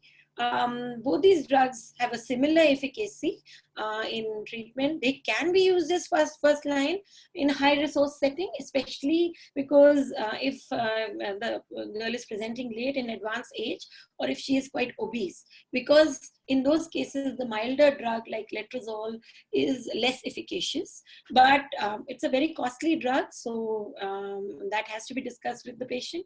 It has a very, very high ovulation rate, almost about 95% ovulation, a high pregnancy rate, but equally high high multiple pregnancy rate and complications like OHSS, which is an iatrogenic form of hyperstimulation syndrome that is even life-threatening in its severe form. And whenever you have a multifollicular development, there is some hormonal imbalance happening in the luteal phase, causing luteal phase defect and miscarriages. To avoid that, a very low dose monofollicular type of stimulation is done with gonadotropins, very, very low dose. Generally, for my gynecologist friend who use commonly the gonadotropins in their PCOS patient, a step-up protocol is used, and the increments are done along with ultrasound guiding very slowly. So unlike in other cases, you could do increments in every 3 to 5 days. In these cases, you have to really give them time. These are the ovaries that have intra-ovarian problems. So the formation of dominant follicle might take almost up to 7 days of stimulation. And even if after 7 days there is no dominant follicle, you can have a slight increment. Don't double your doses, increase it by about 30%. And that is a little difficult if you are using the ampules, but very easy if you're using the pen or the vial to have those little tiny, increments to achieve a monofollicular ovulation. So if you're able to achieve a monofollicular ovulation with gonadotropins, its safety profile is very nice and our success rate is quite good. Obviously, recombinant FSH is a very costly drug, but is better compared to urinary FSH in the safety profile because it has got those graduations and also in the success rates. Coming on to laparoscopic ovarian drilling. Now, this is a surgical approach to ovarian, treating the polycystic ovarian syndrome. It is very similar to the wedge resection that originally described by the Steen and Levanthal, where they would, do a laparotomy and resect the, these huge ovaries. The basis is that the theca part, which is producing the androgens and causing the intra-ovarian hyperandrogenism, is damaged using unipolar cauterization or laser. Basically, it is indicated when your first line treatment for ovulation are not working and your patient is not ready for gonadotropin therapy, or it can be offered as a first line if you're doing laparoscopy for other indications for PCOS. So usually it is done 4 to 6 punctures per ovary at 30 watts, 4 to 5 seconds per puncture, so that we minimize the amount of energy that we put into the ovaries. The higher the number of punctures, the better the results. So that's why ovulation rates of 67%, but success rate, cumulative pregnancy rate, is ranging from 30 to 80% at the end of 1 year. But if you do more punctures, there are higher chances of damaging the ovary, causing premature ovarian failure, causing peri-ovarian and tubal adhesions. So that is why you have to optimize the number of punctures that you are doing on the ovary. So it is definitely recommended, one of the alternative treatments for PCOS for causing ovulation and achieving a pregnancy. Now, what is the role of metformin? According to ASRM 2018, the metformin should be used in all patients with obesity. And before we start first line ovulation induction, and that we have discussed before, would lead to a better hormonal profile, better success rate, and lesser complication rates during pregnancy. It may be used in women with metabolic syndrome from the point of view of infertility, as it is recommended for correction of metabolic syndrome. But in high risk ethnic group like Indians, using metformin along with first line ovulation induction could lead to a better result compared to using letrozole and clomiphene citrate alone.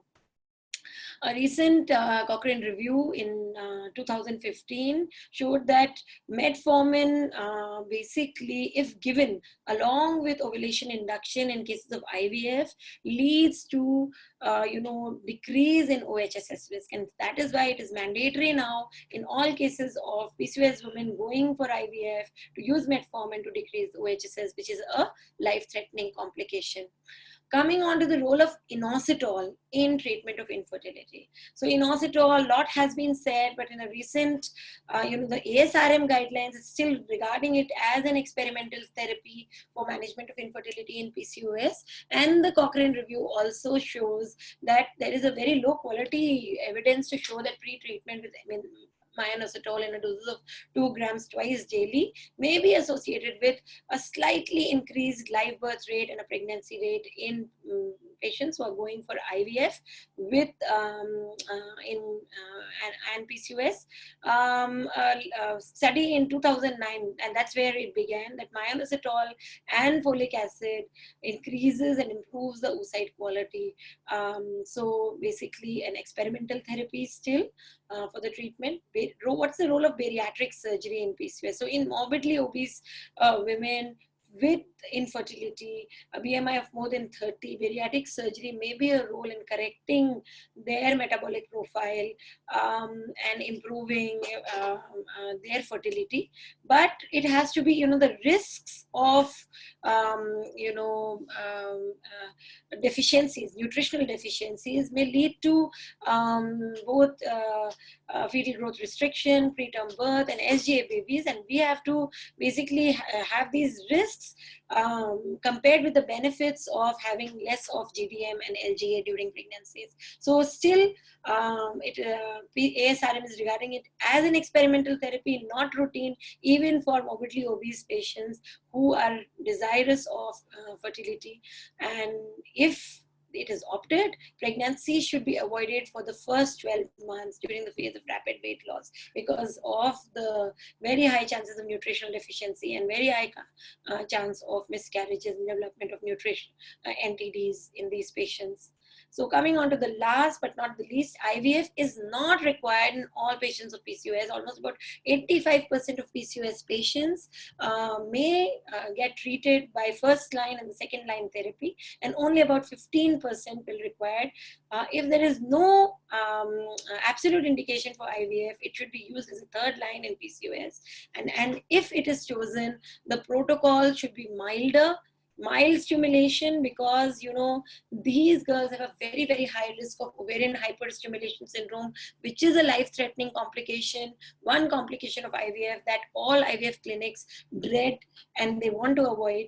The recommendation is pre-treatment with OCP for at least 12 weeks to have a better hyperandrogenism profile correction, addition of metformin to prevent OHSS, usage of antagonist protocol so that we can, it's a short protocol, lower doses are used for FSH, quite low dose. So generally in a standard IVF cycle, we would begin with 150. In here, we can begin with 112.5 international unit of recombinant FSH, and either use a GnRH trigger, which will, completely prevent OHSS, or a very low dose HCG trigger or a dual trigger, and freeze all in cases of high risk of OHSS.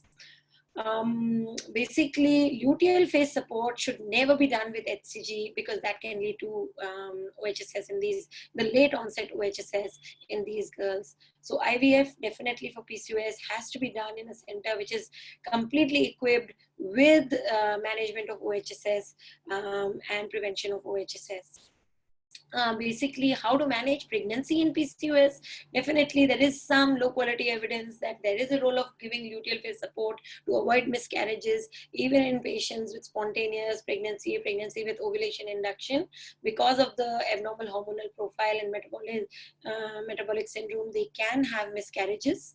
They are a high risk for GDM, and early screening and high protein calorie restricted diet can lead to decrease in the development of gestational diabetes during pregnancy. So they should be screened in the first trimester and then later in the second trimester and third trimester for the development of gestational diabetes.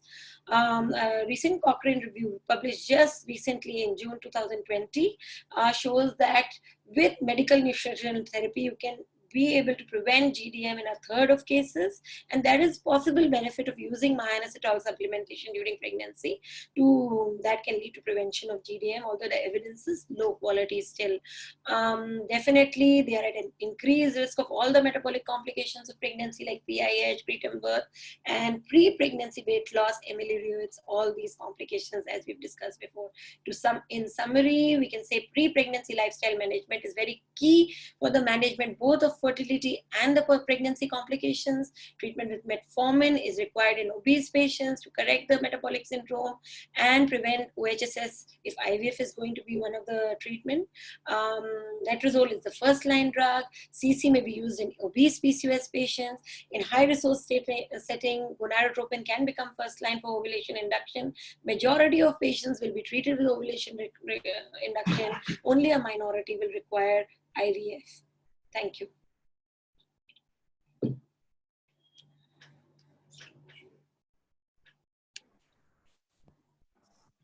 Thank you, ma'am. Thank you very much. Let me see any questions over there.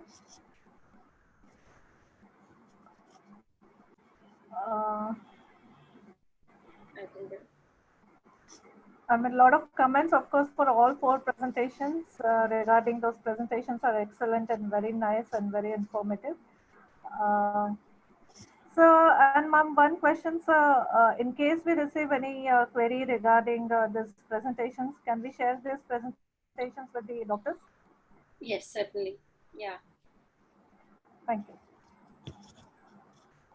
Thank you, doctors. Thank you, Tika ma'am and Dr. Anurag sir. Thank Yeah, you. Prachi, I think I interrupted Thank you, ma'am. Thank you. Ma'am, one question is there, do you want to take? About lean PCOS. Yes, definitely about lean PCOS is a well-recognized category where women are not generally obese and yet still PCOS. 25% of those women have basically insulin resistance, and they are metabolically not completely normal just because they are lean. Sometimes if you look at them carefully, they have abdominal obesities. Some of them might be other heterogeneous causes of intra-ovarian dysfunction, of ovulation and follicular development. So lean PCOS patient, not a separate kind of a treatment. Definitely the similar treatment is given, but they have a higher chance of going into needing IVF and going into OHSS. Yes, ma'am, thank you. And the next question is, can we stop metformin if the pregnancy occurs? The jury is basically not out. So metformin is safe when we use it in the first trimester. The problem with metformin is that along with hyperemesis of pregnancy in the first trimester, sometimes that can lead to complications. Initially, metformin was being used in the first trimester for prevention of GDM.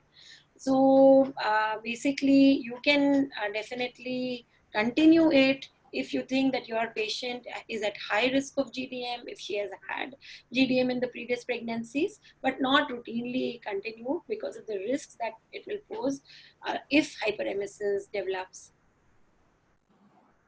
All right, ma'am, thank you. The next question is, myoinositol, does it help in preventing diabetes and metabolic syndrome? So yes, we do have data that it reduces fasting glucose and insulin levels. So meta-analysis is available. So if needed, that paper can be shared with you. Ma'am, your take on it. Yes, myoinositol, many now RCTs are available, and that meta-analysis that you're talking about, definitely it improves insulin resistance, it lowers the testosterone, and definitely if taken for about 24 weeks, it also decreases the serum, increases the SHBG levels and decreases the free testosterone. So that data is definitely available with us. Comparison of metformin with myoinositol, similar sort of results. So if you are sort of thinking of using metformin for correction of metabolic profile in your patient, myoinositol may be one of the options because it is has a higher safety profile compared to metformin. So those data are now available. But for fertility treatment per se, the Cochrane and the ASRM guidelines are still saying that this is experimental therapy for fertility treatment. Maybe a combination therapy along with IVF probably might give better results, but the jury is still out and we need more data before we can comment on it. Right, ma'am. Thank you. The next question is, can we try letrozole and what is the maximum dose? How long can we try letrozole? Letrozole is the first line treatment for PCOS, and the lowest dose that we begin is 2.5 milligram from the first or second day of the cycle. And you can basically, if you identify the dose at which the woman is ovulating, and you can have 4 to 6 ovulatory cycles before you can say that it's not working. So it's very important to rule out other causes of infertility before letrozole is being used. So look at the semen analysis, and also to look at the tubal testing if there are any high risk factors for tubal disease, like dysmenorrhea, or maybe some history of PID or any abnormality in ultrasound. So if those things are not there, letrozole is highly effective, and almost about 50 to 60% patients will conceive within the first 3 cycles of letrozole. Yes, ma'am. Thank you. Will metformin avoid miscarriage? A recent Cochrane review only in 2015, they looked at this question, and there were about 13 RCTs looking at this question, but they could not find any direct relationship between any improvement in miscarriage rate with addition of metformin. But definitely one would think that it should do, because it corrects the metabolic profile, corrects the hyperandrogenism, and if there is a history of miscarriage and there is an obese woman coming to you for infertility treatment, I would suggest it's a good idea to add metformin to correct that. Yes, ma'am. The next question is metformin and myoinositol together for insulin, combination of insulin resistance. Your opinion? Yeah, a lot of people came up with metformin and myoinositol, especially in adolescent girls. Definitely no added advantage of both of them together. One can be used as either or kind of a situation. Basically, the best way to correct insulin resistance is lifestyle management, trying to make the lifestyle more active, lose weight, I would say. Don't just rely on the pharmacological therapy, because the best metabolic correction is through weight loss, and metformin also acts via weight loss. Myoinositol basically is acting directly, but the jury is still out because the studies are still early. So really, what in my practice I've started doing for adolescent girls, where there is still no clear-cut indication for starting metformin, I would choose myoinositol along with estrogen and progesterone therapy to correct the insulin resistance and encourage them for weight loss and improving the lifestyle. So that's how I use myoinositol in my practice. Yes, ma'am. Thank you very much. And the last question, absolute indication for the use of clomiphene only. According to the recent ASRM guidelines, the clomiphene, because it's a strong ovulation induction drug, it causes multifollicular ovulation. It is now restricted to a select category of obese, PCOS girls. especially if the BMI is more than 25 in those girls, because there letrozole is not very effective. Otherwise, letrozole is so highly effective drug that if somebody is choosing clomiphene and if letrozole is available in that area, because in Europe letrozole is not available, it's still a off-label drug. So you have to, ASR insists that you have to tell that better drug is available. So almost 1/3 success compared to letrozole. Right, ma'am. So thank you very much. Thank you for the excellent talks to both by you and sir. So it was really an honor to have you, and thank you very much. And we are really looking forward more talks and more webinars with you. Thank you. Thanks a lot, Sheel, for having us. And it was definitely very well organized and a lot of questions. So it was really interactive session. Thank you. Thank you. Thank you very much. Thank you, sir. Thank you. Thank you, doctors. Thank you, ma'am. Thank you. Bye-bye.